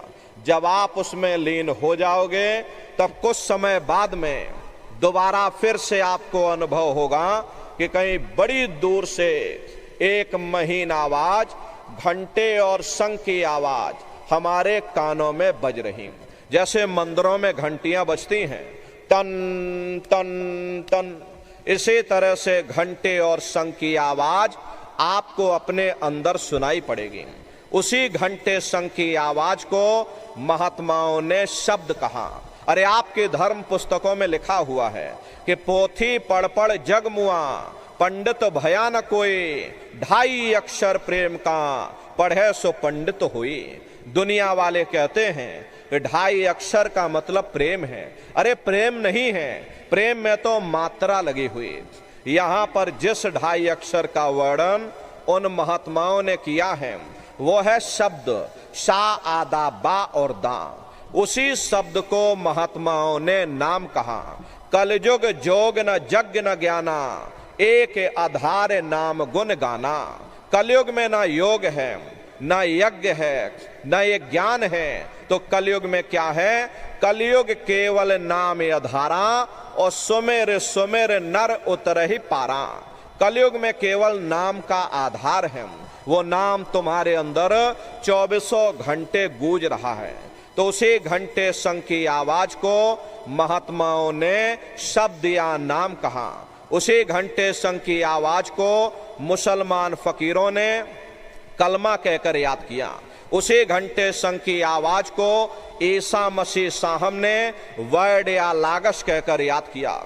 उसी घंटे शंख की आवाज को गुरु नानक साहब ने अनहद वाणी कहकर याद किया। चीन में जो महात्मा हुए उन्होंने इसको ताओ कहकर याद किया और हिंदू महात्माओं ने इसे देववाणी, आकाशवाणी कहकर याद किया। उन अलग अलग महात्माओं ने अपनी अपनी भाषा में हम लोगों को समझाने की कोशिश की है कि भाई वो घंटे शंख की आवाज तुम्हारे सबके अंदर गूंज रही है, वो आपको सुनाई पड़ेगी। लेकिन शुरुआती समय में आपको ऐसा मालूम पड़ेगा कि कहीं बड़ी दूर पर घंटियां बज रही, टन टन टन, लेकिन सुनाई हर एक को पड़ेगी। प्रेमी भाई बहनों, जब घंटे और शंख की आवाज आपको सुनाई पड़ने लग जाए तब आप सीटी की आवाज को छोड़ देना और घंटे शंख की आवाज को पकड़ लेना, उसको आप सुनने लग जाना। और जब आप उसको सुनने लग जाओगे तो वो आवाज धीरे धीरे बढ़ना शुरू होगी और बढ़ते बढ़ते इस कदर बढ़ेगी कि आपके रोम रोम में घंटे और शंख की आवाज गूंजने लग जाएगी। बड़ी घनघोर आवाज होती है, बड़े मधुर वो आवाज होती। ये जो दुनिया भर के गाने आप लोग सुनते हो, उस रूहानी संगीत के सामने ये दुनिया के संगीत कुछ नहीं है। जब आप उस रूहानी संगीत को सुनोगे इतना भारी आनंद आपके ऊपर छा जाएगा, इतनी खुशी आपको होगी, अरे ऐसा नशा आपके ऊपर चढ़ जाएगा कि आप सारी दुनिया को भूल जाओगे। इतना आप उस आवाज में खो जाओगे। हरे प्रेमी भाई बहनों, शंकर भगवान को वही नशा चढ़ा था। शंकर भगवान कोई गांजा भांग नहीं पीते थे। ये तो हमने आपने शंकर भगवान को भी बदनाम कर दिया कि शंकर भगवान गांजा भांग पीते थे, तो चलो हम भी गांजा भांग पिएंगे। लेकिन ऐ नन्नारियों, शंकर भगवान ने कभी गांजा भांग नहीं पिया। शंकर भगवान जिस नशे में लीन रहते थे वो नाम का नशा था, वो ध्यान का नशा था, वो भक्ति का नशा था। जब आप उस आवाज को सुनोगे तो आपको भी वो नशा चढ़ जाएगा, क्योंकि उस आवाज में चुंबक है। जब आप उस आवाज को सुनोगे तो वो आवाज आपको अपनी ओर खींचेगी, और जब खिंचाव होगा तो जीवात्मा का फैला हुआ प्रकाश ये 9 दरवाजों से सिमटने लगेगा। अब ये 9 दरवाजे कौन कौन से हैं? देखो प्रेमी भाई बहनों, अच्छी तरह से आप लोग समझिएगा, ये बहुत बड़ा विज्ञान है। दुनिया का विज्ञान जब समाप्त हो जाएगा तो ये विज्ञान प्रारंभ होगा। तो 9 दरवाजे कौन कौन से हैं? 2 आंख, 2 कान, 2 नाक के सुराख, 1 मुंह और 2 मलमूत्र का रास्ता। ये शरीर के 9 दरवाजे हैं। सबसे पहला दरवाजा गुदा चक्र आता है। गुदा चक्र में गणेश जी वास करते हैं। गणेश जी वहां के मालिक हैं। ये 4 दल का कवल है। यहाँ पर पृथ्वी तत्व पाया जाता है। उसके ऊपर इंद्रिय चक्र आता है। इंद्रिय चक्र में ब्रह्मा जी वास करते हैं। ब्रह्मा जी वहाँ के मालिक हैं। ये 6 दल का कवल है। यहाँ पर जल तत्व पाया जाता है। उसके ऊपर ये नाभि चक्र आता है। नाभि चक्र में विष्णु जी वास करते हैं। विष्णु जी यहाँ के मालिक हैं। ये 8 दल का कवल है। यहाँ पर अग्नि तत्व पाया जाता है। उसके ऊपर ये हृदय चक्र आता है। हृदय चक्र में शिव जी वास करते हैं। शिव जी यहाँ के मालिक हैं। ये 12 दल का कवल है। यहाँ पर वायु तत्व पाया जाता है। अरे वास तो वो ऊपरी मंडलों में, ऊपरी लोकों में करते हैं, लेकिन उनका प्रकाश, उनकी किरणें इन चक्रों पर पड़ती हैं। उसी के ऊपर एक कंठ चक्र आता है। यहाँ पर आद्या महाशक्ति की किरणें पड़ती हैं। ये 16 दल का कवल है। और आप सबसे ऊपर, तुम्हारी जीवात्मा सबसे ऊपर दोनों आंखों के मध्य भाग में बैठी है, जहां पर देवियां बिंदी लगाती हैं और पुरुष जहां पर टीका लगाते हैं। ये बिंदी और टीका यहाँ पर हम लोग इसीलिए लगाते हैं क्योंकि यहीं पर हमारी जीवात्मा बैठी है, उसका श्रृंगार किया जाता है। तो ये 10वां द्वार है जहां पर तुम्हारी जीवात्मा बैठी हुई है। इसी 10वें दरवाजे पर बैठ करके ये जीवात्मा अपने प्रकाश को 9 दरवाजों में फैलाती है, जिससे आपका ये शरीर चलता है, आपके हाथ और आपके पांव चलते हैं।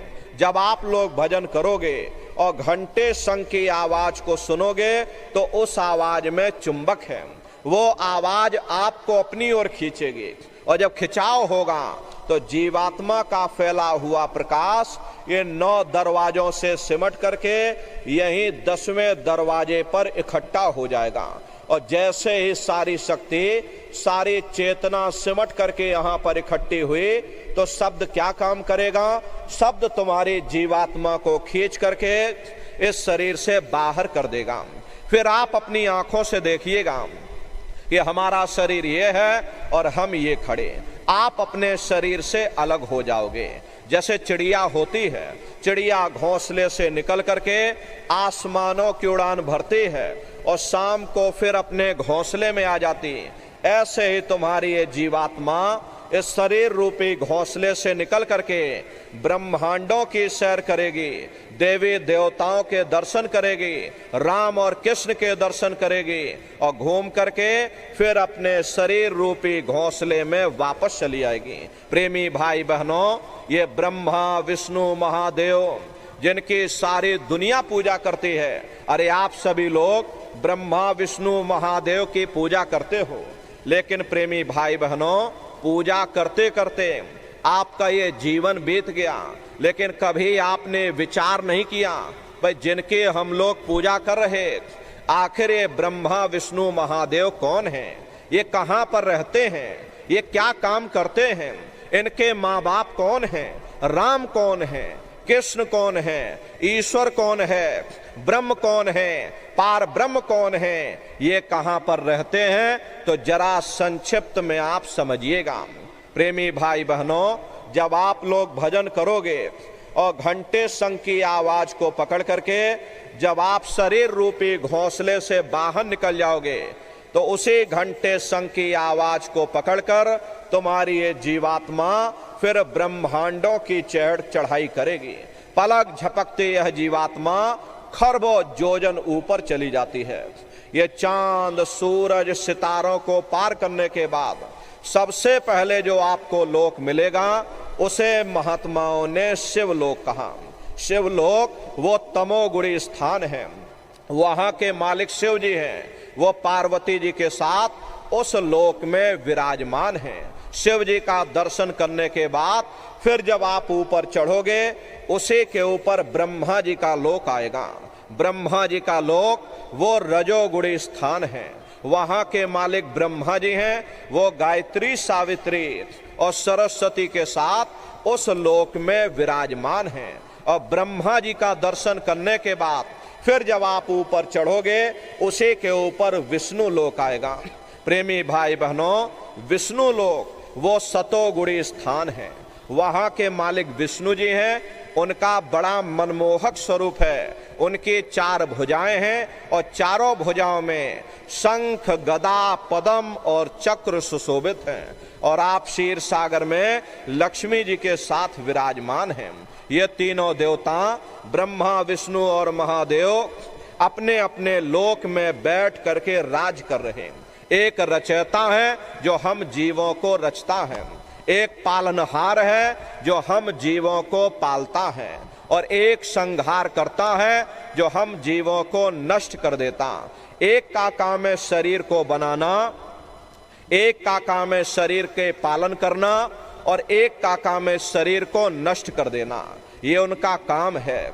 इनके जो माता हैं वो आद्या महाशक्ति हैं। ब्रह्मा विष्णु महादेव लोक के ऊपर वो आद्या महाशक्ति का लोक आता है, और उसी लोक को पार करने के बाद सबसे पहला देश पड़ता है, या यूं कह लीजिए कि पहली राजधानी पड़ती है, जिसे महात्माओं ने सहस दल कवल कहा।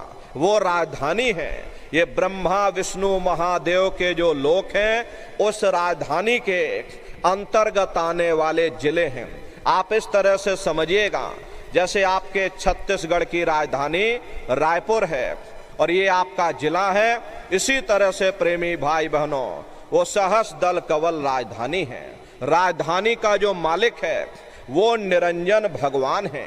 ये ब्रह्मा विष्णु महादेव ये निरंजन भगवान के ही पुत्र हैं, और ये आद्या महाशक्ति ये निरंजन भगवान के अर्धांगिनी हैं, और निरंजन भगवान स्वयं तीनों लोकों के मालिक हैं। उन्हीं को त्रिलोकीनाथ कहा जाता है। हिंदू उन्हीं को परमात्मा कहते हैं, मुसलमान उन्हीं को खुदा कहते हैं, ईसाई उन्हीं को गॉड कहते हैं। ये जल एक है। जल को चाहे आप पानी कह लो, चाहे आप वाटर कह लो, चाहे आप नीर कह लो, इसी तरह प्रेमी भाई बहनों वो परमात्मा भी एक है। हम लोग लफ्जों के झगड़े में उलझे हुए हैं। प्रेमी भाई बहनों, घंटे और शंख की आवाज जो हर इंसान के अंदर गूंज रही, वो आवाज उन्हीं के मुखार बिंद से हो रही। निरंजन भगवान का जो स्वरूप है वो ज्योतिष स्वरूप है। हजार बातें की अखंड ज्योति वहां पर बराबर जल रही। हम लोग मंदिरों में ज्योत जलाते हैं या अपने अपने घरों में जब पूजा करते हैं तो हम लोग वहां पर ज्योति जलाते हैं। उस ज्योति में तेल की जरूरत पड़ती है, बाती की जरूरत पड़ती है। वो ज्योति घंटे 2 घंटे चल पाती है और फिर आपकी बुझ जाती, लेकिन वो अखंड ज्योति वहां पर ऐसी जल रही जिसमें ना तेल की जरूरत है और ना बाती की जरूरत है। महात्माओं ने लिखा है कि उल्टा कुआं गगन में तिसमें जरे चिराग, और तिसमें जरे चिराग, बिना रोगन बिन बाती, और 6 ऋतु 12 मास जरत रहे दिन राती। सतगुर मिले जो होए, ताहि की नजर में आवे, और बिन सतगुर नहीं कोई वाह को दर्शावे। वो अखंड ज्योति ऐसी है जिससे पूरा ब्रह्मांड प्रकाशवान हो रहा। जितनी भी अवतारी शक्तियां आई, राम आए, राम को वहीं से नीचे उतारा गया। इसीलिए उस देश को अयोध्या नगरी या कौशलपुर देश भी कहा गया। अरे प्रेमी भाई बहनों, गोस्वामी जी महाराज जब साधना करके वहां पहुंचे, तभी गोस्वामी जी महाराज ने रामचरितमानस में लिख दिया। देखो प्रेमी भाई बहनों, रामचरितमानस में गोस्वामी जी महाराज ने जो भी लिखा है वो सब अंतर का भेद लिखा। जब उन्होंने साधना किया और साधना करके जब ऊपर गए, जो कुछ उन्होंने ऊपर जाकर देखा वो रामचरितमानस में लिख दिया। हम लोग बाहर मुखी क्रियाओं में फंसे हुए, इसीलिए हम लोग अर्थों को समझ नहीं पाते हैं और अर्थ का अनर्थ कर देते। तो क्या लिखा गोस्वामी जी महाराज ने? गोस्वामी जी महाराज लिखते हैं कि मोद्यो नैन त्रिशत में भयो, पुण्य चितवत कौशलपुर गयो। जब मैंने अपने बाहर की आंख बंद की, मेरे अंतर की आंख खुल गई और मैं क्या देख रहा हूं, मैं कौशलपुर देश में पहुंच गया। मोह विलोक राम मुस्काई, मुझे देख करके राम भगवान प्रसन्न हो गए। उन्होंने ऊपर जाने का मुझे रास्ता दे दिया। मैं ऊपर जा करके क्या देख रहा हूं, उधर माज सुनंडज राया, देखे बहु ब्रह्मांड निकाया, अति विचित्र तह लोके अनेका, रचना अधिक एक ते एका। विचित्र विचित्र भांत के वहां पर लोग बने हुए, एक से बढ़कर एक सुंदर सोने के वहां पर महल बने हैं, जिनकी शोभा अवर्णीय है। प्रेमी भाई बहनों, वो असली अयोध्या नगरी है, वो राम भगवान का असली देश है। और जब आप लोग साधना करके वहां पहुंचोगे और जब वहां की रचनाओं को स्वयं देखोगे, देखते रह जाओगे।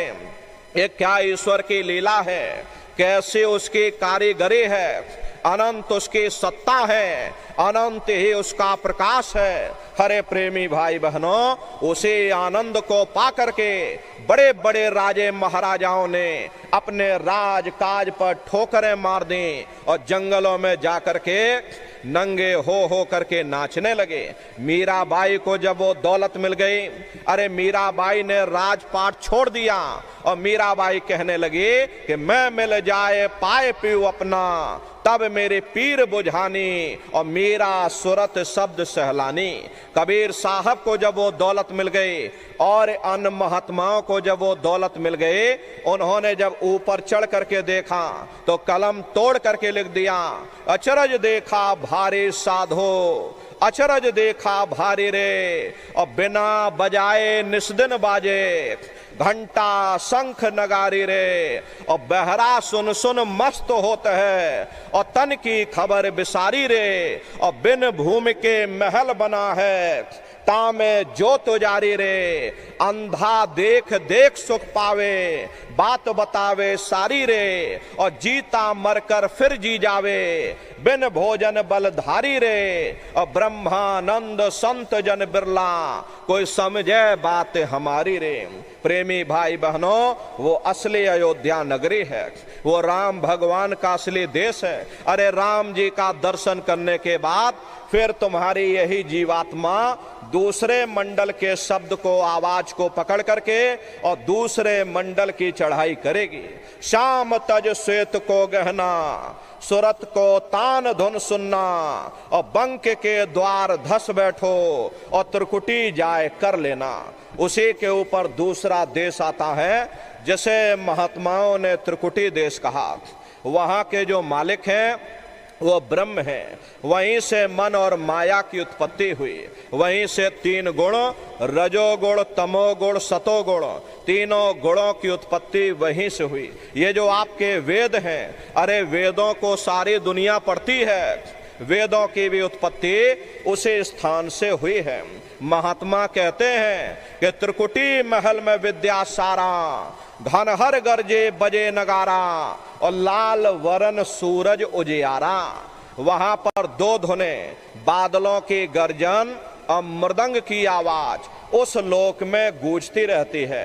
जैसे पहले स्थान पर राम भगवान के देश में घंटे और शंख की आवाज गूंजती है, ऐसे ही दूसरे मंडल पर यानी कि ब्रह्म के देश में बादलों की गर्जन और मृदंग वहां पर बजता रहता है। ओम का जाप बराबर वहां होता रहता। ब्रह्म का जो स्वरूप है लाल वरण सूरज उजियारा, ये सूरज कुछ नहीं है। ऐसे तुम लाखों लाख सूर्य इकट्ठे करोगे तो वहां का एक सूर्य बनेगा।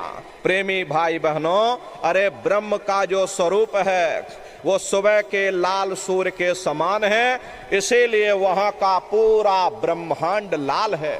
जहां तक आपकी निगाह जाएगी ब्रह्म देश में चारों तरफ आपको लाल ही लाल नजर आएगा। महात्मा जब साधना करके वहां पहुंचे तभी महात्माओं ने लिख दिया, लाली मेरे लाल की और जित देखूं तो लाल, और लाली देखन में गई और मैं भी हो गई लाल। वो पूरा ब्रह्मांड लाल है। जितने साधक वहां पर पहुंच जाते हैं उन सभी को योगेश्वर कहा जाता है। योगेश्वर की पदवी उन्हीं को मिलती है जो ब्रह्म स्थान तक पहुंच रखते हैं। जैसे व्यास जी हुए, वशिष्ठ जी हुए, वाल्मीकि जी हुए, इन सब की पहुंच वहीं तक थी। इसीलिए कहा गया कि वाल्मीकि भय ब्रह्म समाना। जब इनकी जीवात्मा वहां पहुंची और जब इन्होंने ब्रह्म का दर्शन किया तो इनका स्वरूप भी ब्रह्म के समान यानी कि ब्रह्म स्वरूप हो गया। तो जितने साधक वहां पर पहुंच जाते हैं उन सभी को योगेश्वर कहा जाता है। योगेश्वर भगवान श्री कृष्ण उसी देश में वास करते हैं। ये जो ब्रह्म देश है वो श्री कृष्ण भगवान का ही देश है और श्री कृष्ण भगवान वहीं पर रहते हैं। प्रेमी भाई बहनों, श्री कृष्ण भगवान का दर्शन करने के बाद में फिर तुम्हारी ये जीवात्मा तीसरे मंडल के शब्द को, आवाज को पकड़ करके ये जीवात्मा तीसरे मंडल की चढ़ाई करेगी। आगे पहुंची सुन झंकार, रुरंग ररंकार धुन सुनी पुकार। आगे श्वेत सुन्न है भाई और मान सरोवर पैठ नहाई। उसी के ऊपर तीसरा देश आता है जिसे महात्माओं ने सुन्न देश कहा, उसी को रारंग देश कहा गया, उसी को अक्षर और नेति कहा गया। वहां के जो मालिक हैं वो रारंग पुरुष यानी कि पर ब्रह्म पुरुष हैं। वहां किंगरी और सारंगी दो धुनें उस लोक में गूंजती रहती हैं और पार ब्रह्म पुरुष का जो स्वरूप है वो पूर्णमासी के चंद्रमा के समान बड़ा मनमोहक स्वरूप है। इसी स्थान पर प्रेमी भाई बहनों एक बहुत बड़ा अमृत का सरोवर बना है जिसे महात्माओं ने मान सरोवर कहा। जब तुम्हारी ये जीवात्मा उस मान सरोवर में जाकर स्नान कर लेगी तो जन्म जन्मांतरों के तुम्हारे मैले पाप कर्म साफ हो जाएंगे।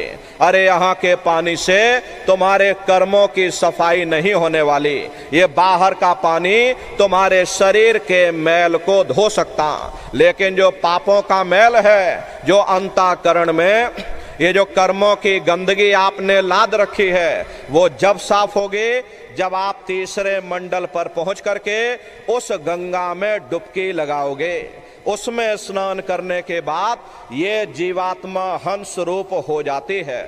हंसन मिले हंसा हो जाए, मिले जो अमी आहारा है। जीवात्मा का खुद का प्रकाश उस अमृत के सरोवर में स्नान करने के बाद 16 सूर्य के बराबर हो जाता। तब फिर यही जीवात्मा चौथे मंडल के आवाज को, शब्द को पकड़ करके चौथे मंडल की चढ़ाई करती है। 2 पर्वत के संग निहारो, भंवर गुफाते संत पुकारो। 2 पर्वतों को पार करने के बाद वो बड़ा सुंदर देश आता है जिसे महात्माओं ने भंवर गुफा कहा। वहां के जो मालिक हैं वो सोहंग पुरुष हैं, मां नहीं है। हापे अंक की मात्रा सोहंग पुरुष। वहां बंसी यानी मुरली की मधुर ध्वनियां सदा उस लोक में उच्चारण होती रहती। और सोहंग पुरुष का जो स्वरूप है वो दोपहर के सूर्य के समान महाप्रकाशवान स्वरूप है। अरे स्वरूप में अंतर है। पहले स्थान पर निरंजन भगवान का जो स्वरूप है वो ज्योतिष स्वरूप है। दूसरे स्थान पर ब्रह्म का जो स्वरूप है वो सुबह के लाल सूर्य के समान है। तीसरे स्थान पर पार ब्रह्म का जो स्वरूप है वो पूर्णमासी के चंद्रमा के समान है। चौथे स्थान पर सोहंग पुरुष का जो स्वरूप है वो दोपहर के सूर्य के समान महाप्रकाशवान स्वरूप है। और वहां के धनी का दर्शन करने के बाद ताके परे धाम सतनामा और बीन बजे सतलोक ठिकाना। सोहंग देश के ऊपर वो पांचवा देश आता है, जैसे महात्माओं ने सचखंड देश कहा। वो सचखंड देश अजर अमर अविनाशी सदा एक रस रहने वाला देश है। वहां न काल है, न कर्म है, न दुख है, न संताप है, न पुण्य है, न पाप है। जो जीवात्माएं वहां पर पहुंच जाती हमेशा के लिए जन्म मरण के बंधनों से आजाद हो जाती। वहां के जो मालिक हैं वो सत्पुरुष भगवान हैं, जिनके रोम रोम में खरबों खरब सूरज चांद सितारे प्रकाशवान। वही हमारे आपके सच्चे मालिक हैं। अरे वही हमारे आपके सच्चे पिता हैं। हमको आपको वहीं से नीचे उतारा गया और फिर शब्द को पकड़ करके शब्द शब्द पौड़ी पर चढ़कर और पहुंचो सचखंड सतनाम। तो शब्द कब पकड़ में आएगा? जब आप लोग भजन करोगे। और भजन कैसे किया जाएगा जरा अच्छी तरह समझ लो। ये आंख और कान को बंद करिएगा लेकिन मन को रोकिएगा। ऐसे समय पर तुम्हारा ये मन जरूर भागेगा। अभी आप यहाँ सत्संग में बैठे हो, शरीर भले तुम्हारा यहाँ बैठा लेकिन मन सारी दुनिया में भाग रहा। अब किसी को कोई बात याद आ गई तो मन आपस में बातचीत करने लगा। कोई बाल बच्चों को घर में छोड़कर आया, ये मन बाल बच्चों में पहुंच गया। कोई दुकान दफ्तर छोड़ करके आया, मन दुकान दफ्तर में पहुंच गया। कोई खेती बाड़ी छोड़ करके आया, शरीर बेचारा यहाँ बैठा, मन खेत में घूम रहा। तो ऐसे भजन से कोई लाभ नहीं होगा। अरे जिन्होंने मार मन डाला उन्हीं को सूरमा कहना। अगर दुनिया में कोई हमारा दुश्मन है वो केवल तुम्हारा ये मन है। ये भाई भाई में झगड़ा कौन करवाता? केवल तुम्हारा ये मन करवाता। जाति जाति में संघर्ष कौन करवाता? केवल तुम्हारा ये मन करवाता। इसीलिए महात्मा कहते हैं बड़ा बैरी ये मन घट में, इसी का जीतना कठना। अगर दुनिया में कोई हमारा दुश्मन है वो केवल हमारा ये मन है। ये मन रूपी रावण कब मरेगा? जब 9 द्वारों पर फतेह हासिल करके तुम यहाँ 10वें द्वार पर चढ़ जाओगे, तब सही मायने में दशहरा मनाई जाएगी। अरे बाहर की दशहरा नहीं है जो लकड़ी का रावण बना देते हो और फूंक फांक करके घर चले आते हैं, कहते भाई हमने रावण मार दिया। अरे महात्माओं ने कहा था भाई सही मायने में तुम दशहरा कब मनाओगे? जब 9 द्वारों पर फतेह हासिल करके तुम यहाँ 10वें द्वार पर चढ़ जाओगे, तब सही मायने में विजयदशमी मनाई जाएगी। तब ये मन रूपी रावण तुम्हारा मरेगा, तब तुम्हारी ये जीवात्मा। अरे ऐसे जीवात्मा को महात्माओं ने राम भी कहा। हम कोई अपने मन से नहीं कह रहे।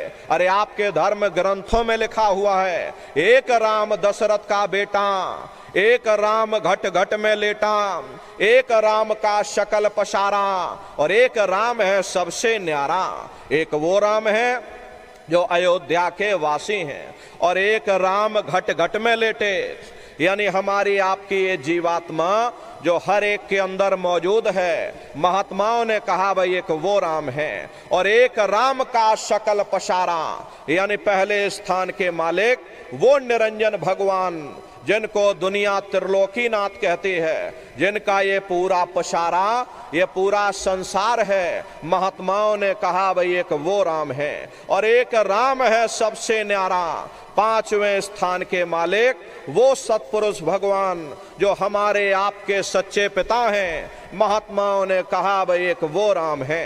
तो महात्मा तो उस राम की महिमा गाते हैं। मोटी बात आप पकड़िए कि भजन कैसे करोगे, तो ये आंख और कान को बंद कर लेना, ऊंचा ध्यान दे करके सुनिएगा। शुरू में सीटी जैसी आवाज आप सभी को सुनाई पड़ेगी, उसे पकड़ लेना, सुनते रहना। कुछ समय बाद में दोबारा आपको अनुभव होगा कि कहीं बड़ी दूर से एक महीन आवाज, घंटे और शंख की आवाज हमारे कानों में बज रही, और जब घंटे शंख की आवाज आपको सुनाई पड़ने लग जाए तब आप सीटी की आवाज को छोड़ देना और घंटे शंख की आवाज को पकड़ लेना। एक बार प्रेमी भाई बहनों आप उस आवाज को पकड़ लो, फिर वो आवाज आपको नहीं छोड़ेगी, खींच करके शरीर से बाहर कर देगी। रोज आना, रोज जाना, रोज ब्रह्मांडों की सैर करना, रोज देवी देवताओं के दर्शन करना, रोज राम और कृष्ण के दर्शन करना, और घूम करके फिर अपने शरीर रूपी घोंसले में वापस चले आना। प्रेमी भाई बहनों, यहाँ से आपको बंबई जाना है तो पहले आप टिकट खरीदोगे, फिर आप रेलगाड़ी पर चढ़ोगे, 24 घंटे में आप बंबई पहुंचोगे। लेकिन भजन के द्वारा आप सूक्ष्म शरीर में पलक झपकते ही, अरे बंबई ही क्या, पूरे संसार का चक्कर लगा करके सेकंड भर के अंदर अपने शरीर में वापस आ सकते। इतनी भारी रफ्तार आपकी होगी। ये कब संभव होगा? जब आप भजन करोगे। भजन का मतलब है भजो, अपने घर वापस चलो। ये सुमरन, ध्यान और भजन 3 क्रियाएं आपको बताई गई। रास्ता सच्चा है, आप करोगे, आपको अनुभव होगा, दिखाई भी पड़ेगा और सुनाई भी पड़ेगा, लेकिन नित्य नियम से करिएगा। नागा नहीं होना चाहिए। अरे आप शरीर को भोजन देते हो, सुबह दोपहर शाम रात खाते रहते, लेकिन कभी तुमने विचार नहीं किया ये जीवात्मा जो जन्म जन्मांतरों से बेचारी भूखी प्यासी बैठी है, कभी अपनी जीवात्मा को तुमने भोजन नहीं दिया। अरे इसका भोजन भजन है, इसका भोजन शब्द है, इसका भोजन नाम है। अपना ये नियम बनाइए कि पहले हम अपनी जीवात्मा को भोजन देंगे, फिर अपने शरीर को भोजन देंगे। अगर ये नियम तुम्हारा बन गया, अरे तुम्हारा लोक भी बन जाएगा और तुम्हारा परलोक भी बन जाएगा।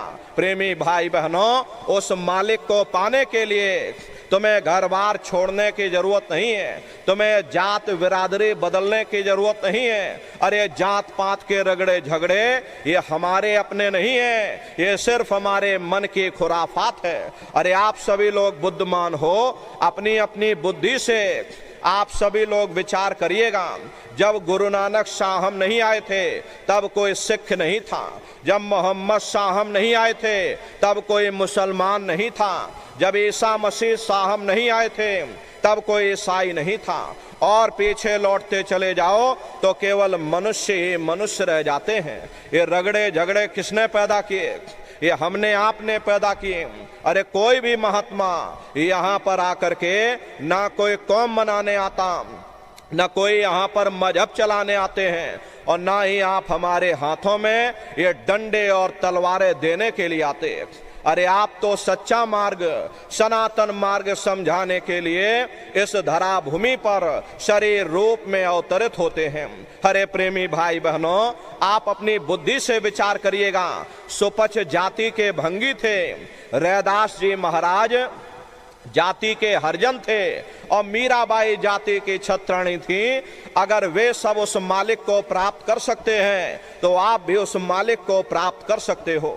जाति पाति पूछे नहीं कोई, और हरि का भजय सो हरि का होई।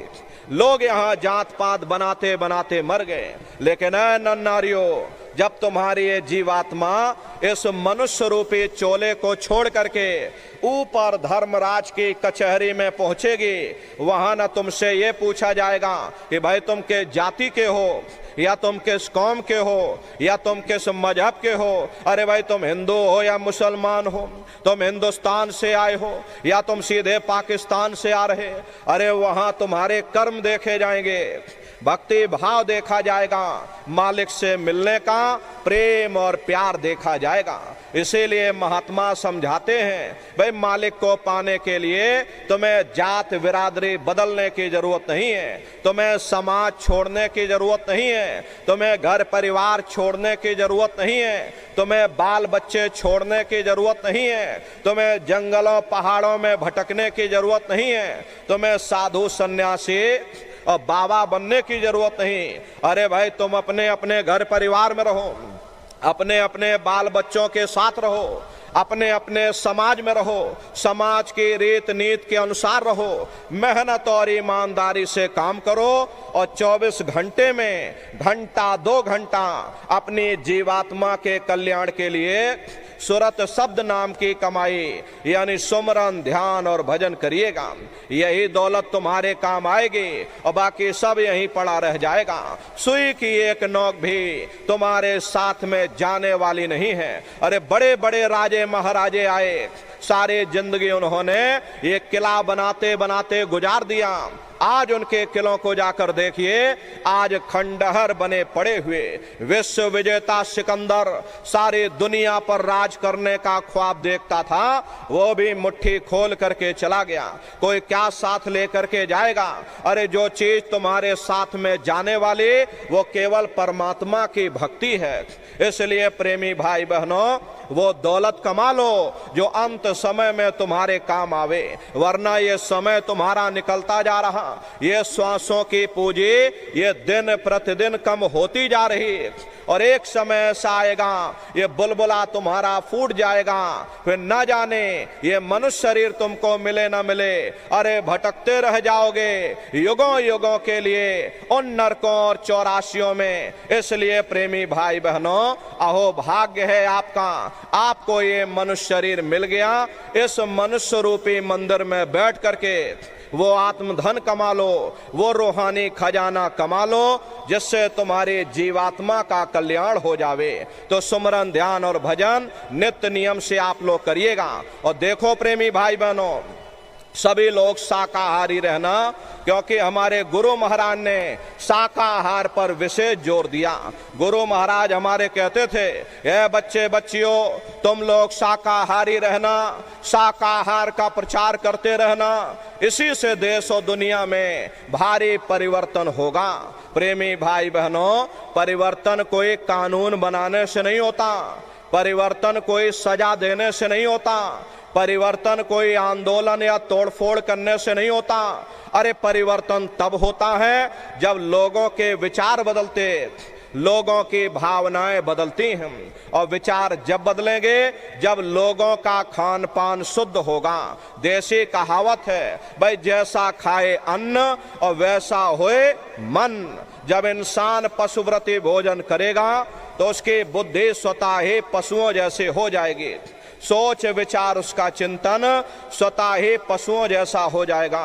फिर जिस शराब के नशे में माँ बहन बेटे की पहचान खत्म हो जाए, उस शराब को पी करके ये कैसे पता चलेगा कि क्या अच्छा और क्या बुरा है?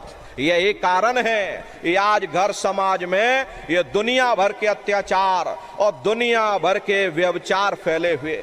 अरे हम लोग देखो मंदिर बनवाते हैं, उन मंदिरों में नहा धो करके जाते, कहते भाई परमात्मा के रहने की जगह है, हमको नहा धो करके जाना चाहिए, फूल अगरबत्ती ले जाना चाहिए। कोई उन मंदिरों में कूड़ा कचरा नहीं डालता।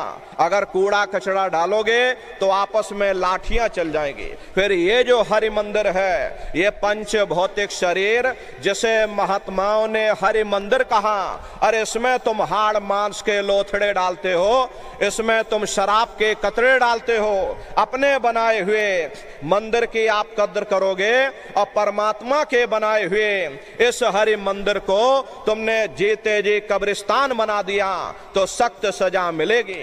अरे महात्माओं ने लिखा है कि तिल भर मच्छी खाई के और कोटि गऊ दे दान और काशी करवट जा मरे निश्चय नरक निदान।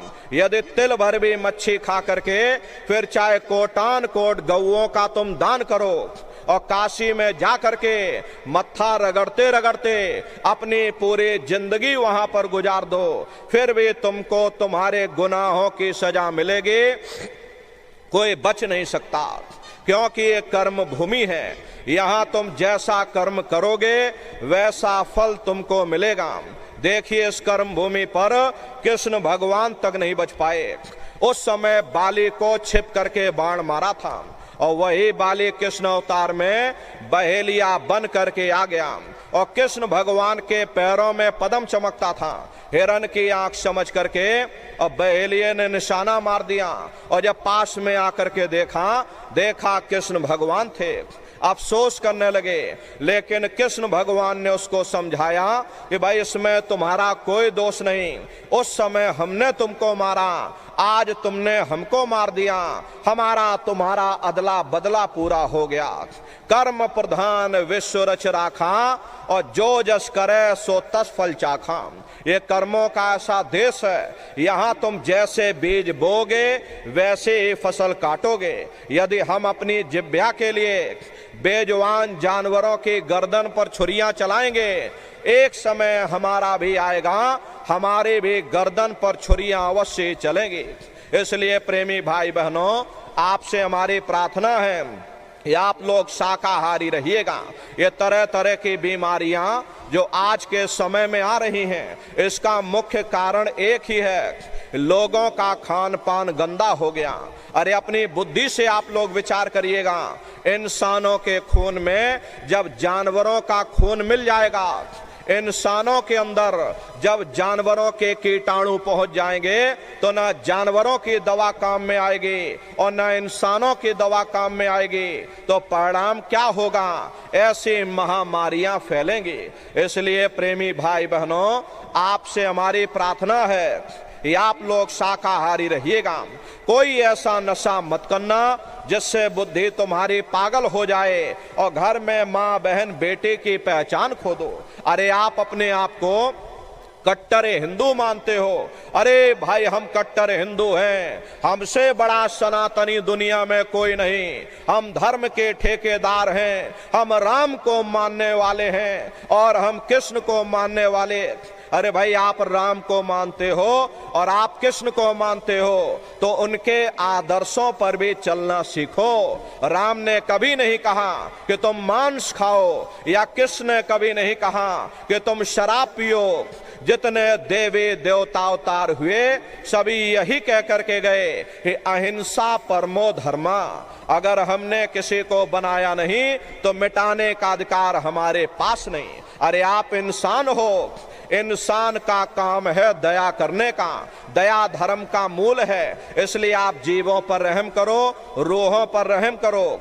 सभी लोग शाकाहारी रहना और शाकाहार का प्रचार अपने अपने क्षेत्रों में बराबर आप लोग करते रहिएगा। अरे सतयुग कैसे आएगा? राम राज कैसे आएगा? राम राज कोई नारा लगाने से नहीं आएगा, राम राज कोई भाषण देने से नहीं आएगा। अरे राम राज जब आएगा जब लोगों के विचार बदलेंगे। वरना राम के समय में भी रावण जैसे असुर होते थे, कृष्ण के समय में भी कंस जैसे असुर होते थे। राम राज का मतलब है अच्छे विचारों का आना, और अच्छे विचार जब आएंगे जब हर इंसान मानव धर्म का पालन करेगा। अरे मानव धर्म क्या कहता है? सत्य, दया, अहिंसा, प्रेम और करुणा, यही मानव धर्म का आधार है। अरे जब मानव के अंदर मानवता आ जाएगी, मानव के अंदर दया आ जाएगी, मानव के अंदर करुणा आ जाएगी, ये मानव दूसरों की पीड़ा को, दूसरों के दुख को अपना दुख समझने लगेगा। जब इंसान के अंदर इंसानियत आ जाएगी तब सही मायने में देश में राम राज आ जाएगा।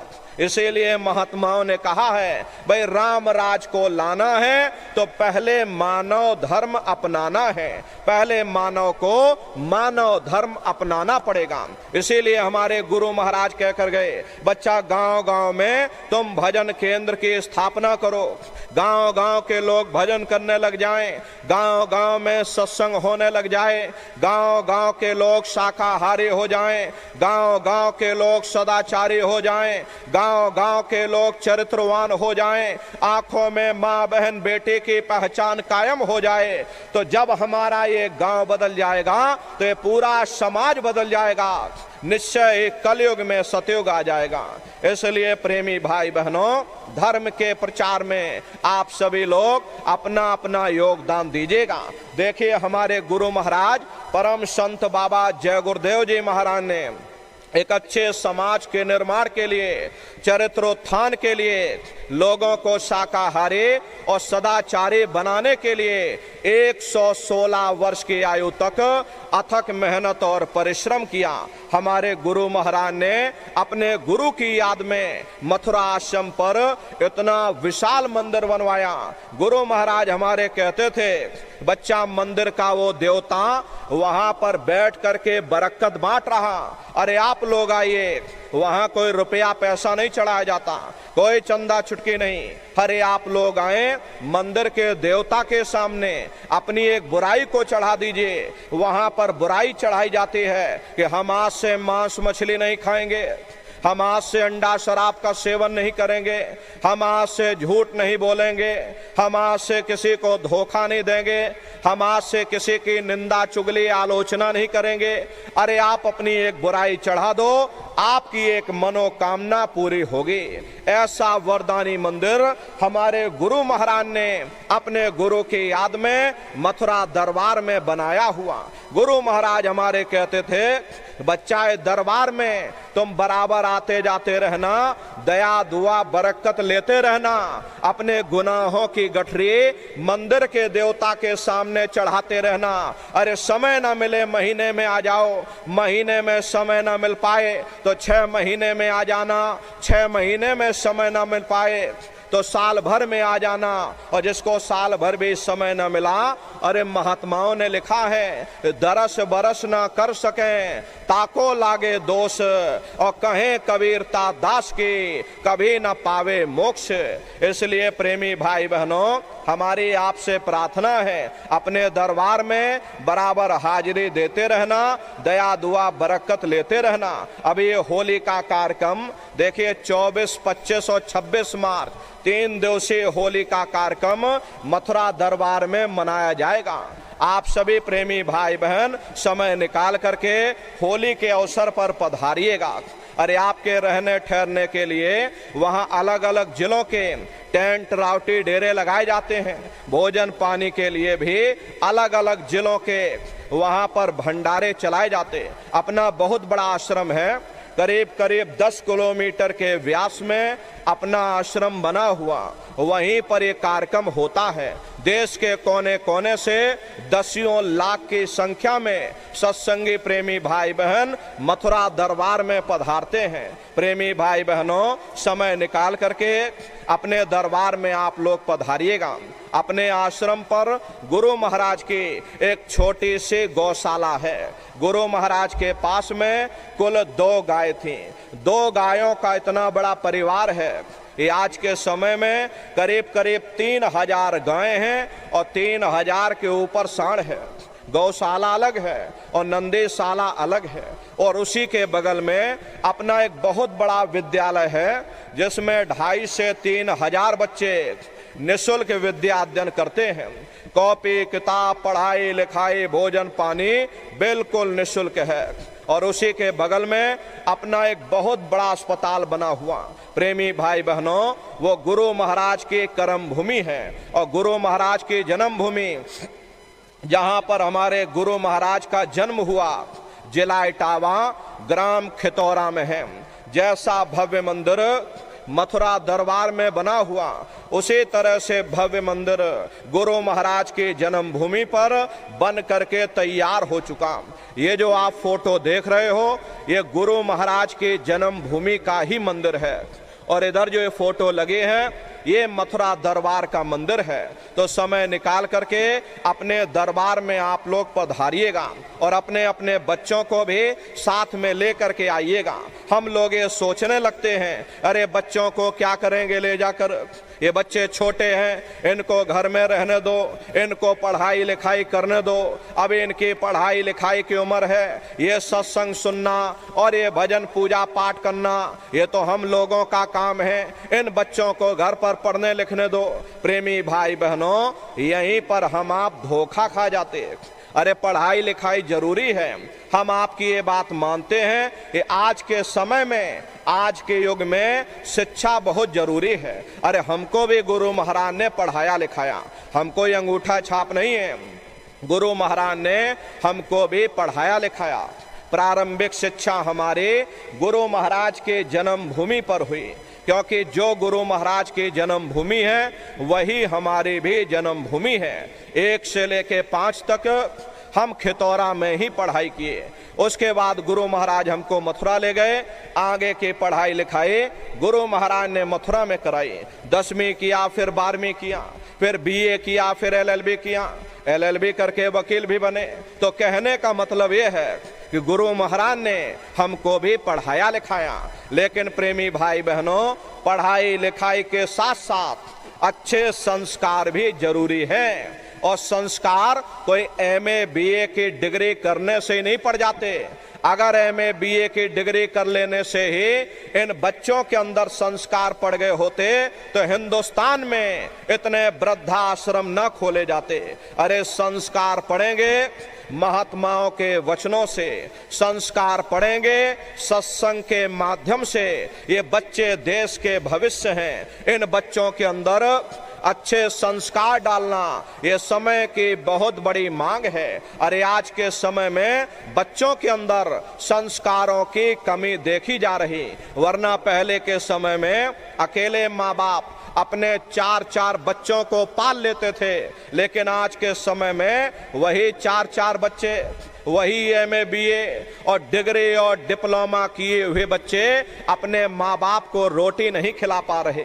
शादी हो जाती है, घर परिवार बांट करके रख दिया, जमीन जायदाद बांट करके रख दी, चूल्हा चौका बांट करके रख दिया, यहाँ तक कि बेचारे बूढ़े माँ बाप को भी बांट करके रख दिया। 10 दिन तुम हमारे घर में छोड़ दो और 10 दिन बाद तुम अपने घर ले जाओ, रोटी खिलाओ। अरे ये सब क्या है? ये संस्कारों की कमी है। ऐ माताओं बहनों, ये बच्चे तुम्हारी धरोहर हैं, ये बच्चे तुम्हारे जीवन की पूंजी हैं। अरे अपनी पूंजी को संभाल करके रखिएगा। अरे इन बच्चों को आप बचपन से तैयार करिए, इनको अच्छी शिक्षा देना, इनको अच्छे संस्कार देना, इनको शाकाहारी बनाना, इनको सदाचारी बनाना, इनको चरित्रवान बनाना। अरे इनको भी तुम राम और कृष्ण बना दो। यही बच्चे बड़े हो करके माँ बाप का नाम रोशन करेंगे, घर और समाज का नाम रोशन करेंगे। इसलिए प्रेमी भाई बहनों, अपने अपने बच्चों के साथ, इष्ट मिष्ट परिवार वालों के साथ आप सभी प्रेमी भाई बहन होली के कार्यक्रम में सब परिवार सादर आमंत्रित हैं। आप लोग पधारिएगा। सुमरन, ध्यान और भजन बराबर आप लोग करते रहना। इतना जान लीजिए प्रेमी भाई बहनों, ये रास्ता बिल्कुल सच्चा है। आप करोगे, आपको अनुभव होगा, दिखाई भी पड़ेगा, सुनाई भी पड़ेगा। अरे आपका लोक भी बन जाएगा और आपका परलोक भी बन जाएगा। इसी के साथ अब हम अपनी वाणी को विराम देते हैं। आप लोगों ने अपना कीमती समय हमको दिया, इसके लिए आप सभी प्रेमी भाई बहनों को बहुत बहुत साधुवाद है। कहने सुनने में यदि हमसे कोई गलती भूल चूक हुई हो, अरे हम तो छोटे हैं, आप सभी लोग हमारी माताएं बहनें बूढ़े बुजुर्ग हमको छोटा समझ करके आप सभी प्रेमी भाई बहन हमको क्षमा करिएगा। बोलो जय गुरुदेव। अब आप सभी लोग खड़े हो जाइए। सभी लोग खड़े हो करके मालिक के पावन नाम का प्रेम के साथ में उच्चारण करिएगा। बोलो जय गुरुदेव, जय गुरुदेव, जय गुरुदेव, जय गुरुदेव, जय गुरुदेव, जय गुरुदेव। बाबा जय गुरुदेव जी महाराज का कहना है शाकाहारी रहना है, या खाने से होगी भलाई, साग सब्जी दूध मलाई, या खाने से हुए खराब, अंडा मछली मांस शराब, हाथ जोड़कर विनय हमारे हो जाए सब शाकाहारी। बाबा जी की अर्जी है, आगे आपकी मर्जी है। बाबा जय गुरुदेव जी महाराज का कहना है शाकाहारी रहना है। जय गुरुदेव, जय गुरुदेव। देखो प्रेमी भाई बहनों, अभी हम नीचे उतर जाएंगे, बारी बारी से आप लोगों से मिल भी लेंगे, लेकिन आप लोग कोई धक्का मुक्की या जल्दबाजी मत करिएगा, आराम आराम से आइएगा। सबसे पहले माताएं बहनें आएंगी, उसके बाद भाई लोग आएंगे। माताओं बहनों से हमारी प्रार्थना है, अपने सिर को, कान को, गले को बिल्कुल ढक करके आप लोग आइएगा, क्योंकि प्रेमी भाई बहनों देखिए भीड़ भाड़ का समय है। आपने अपने गले में कोई सोने की चेन लॉकेट पहन रखी है, जरा उसे संभाल करके आइएगा, या थोड़ी देर आप लोग रुक जाना, जब भीड़ भाड़ कम हो जाए तब आप लोग आइएगा, लेकिन अपने सिर को, कान को, गले को बिल्कुल ढक करके आइएगा। बगल में गुरु महाराज की गाड़ी है, चरण पादुका है, दर्शन करते हुए और सत्संग का प्रसाद सभी लोग लेकर के तब आप लोग अपने अपने घरों की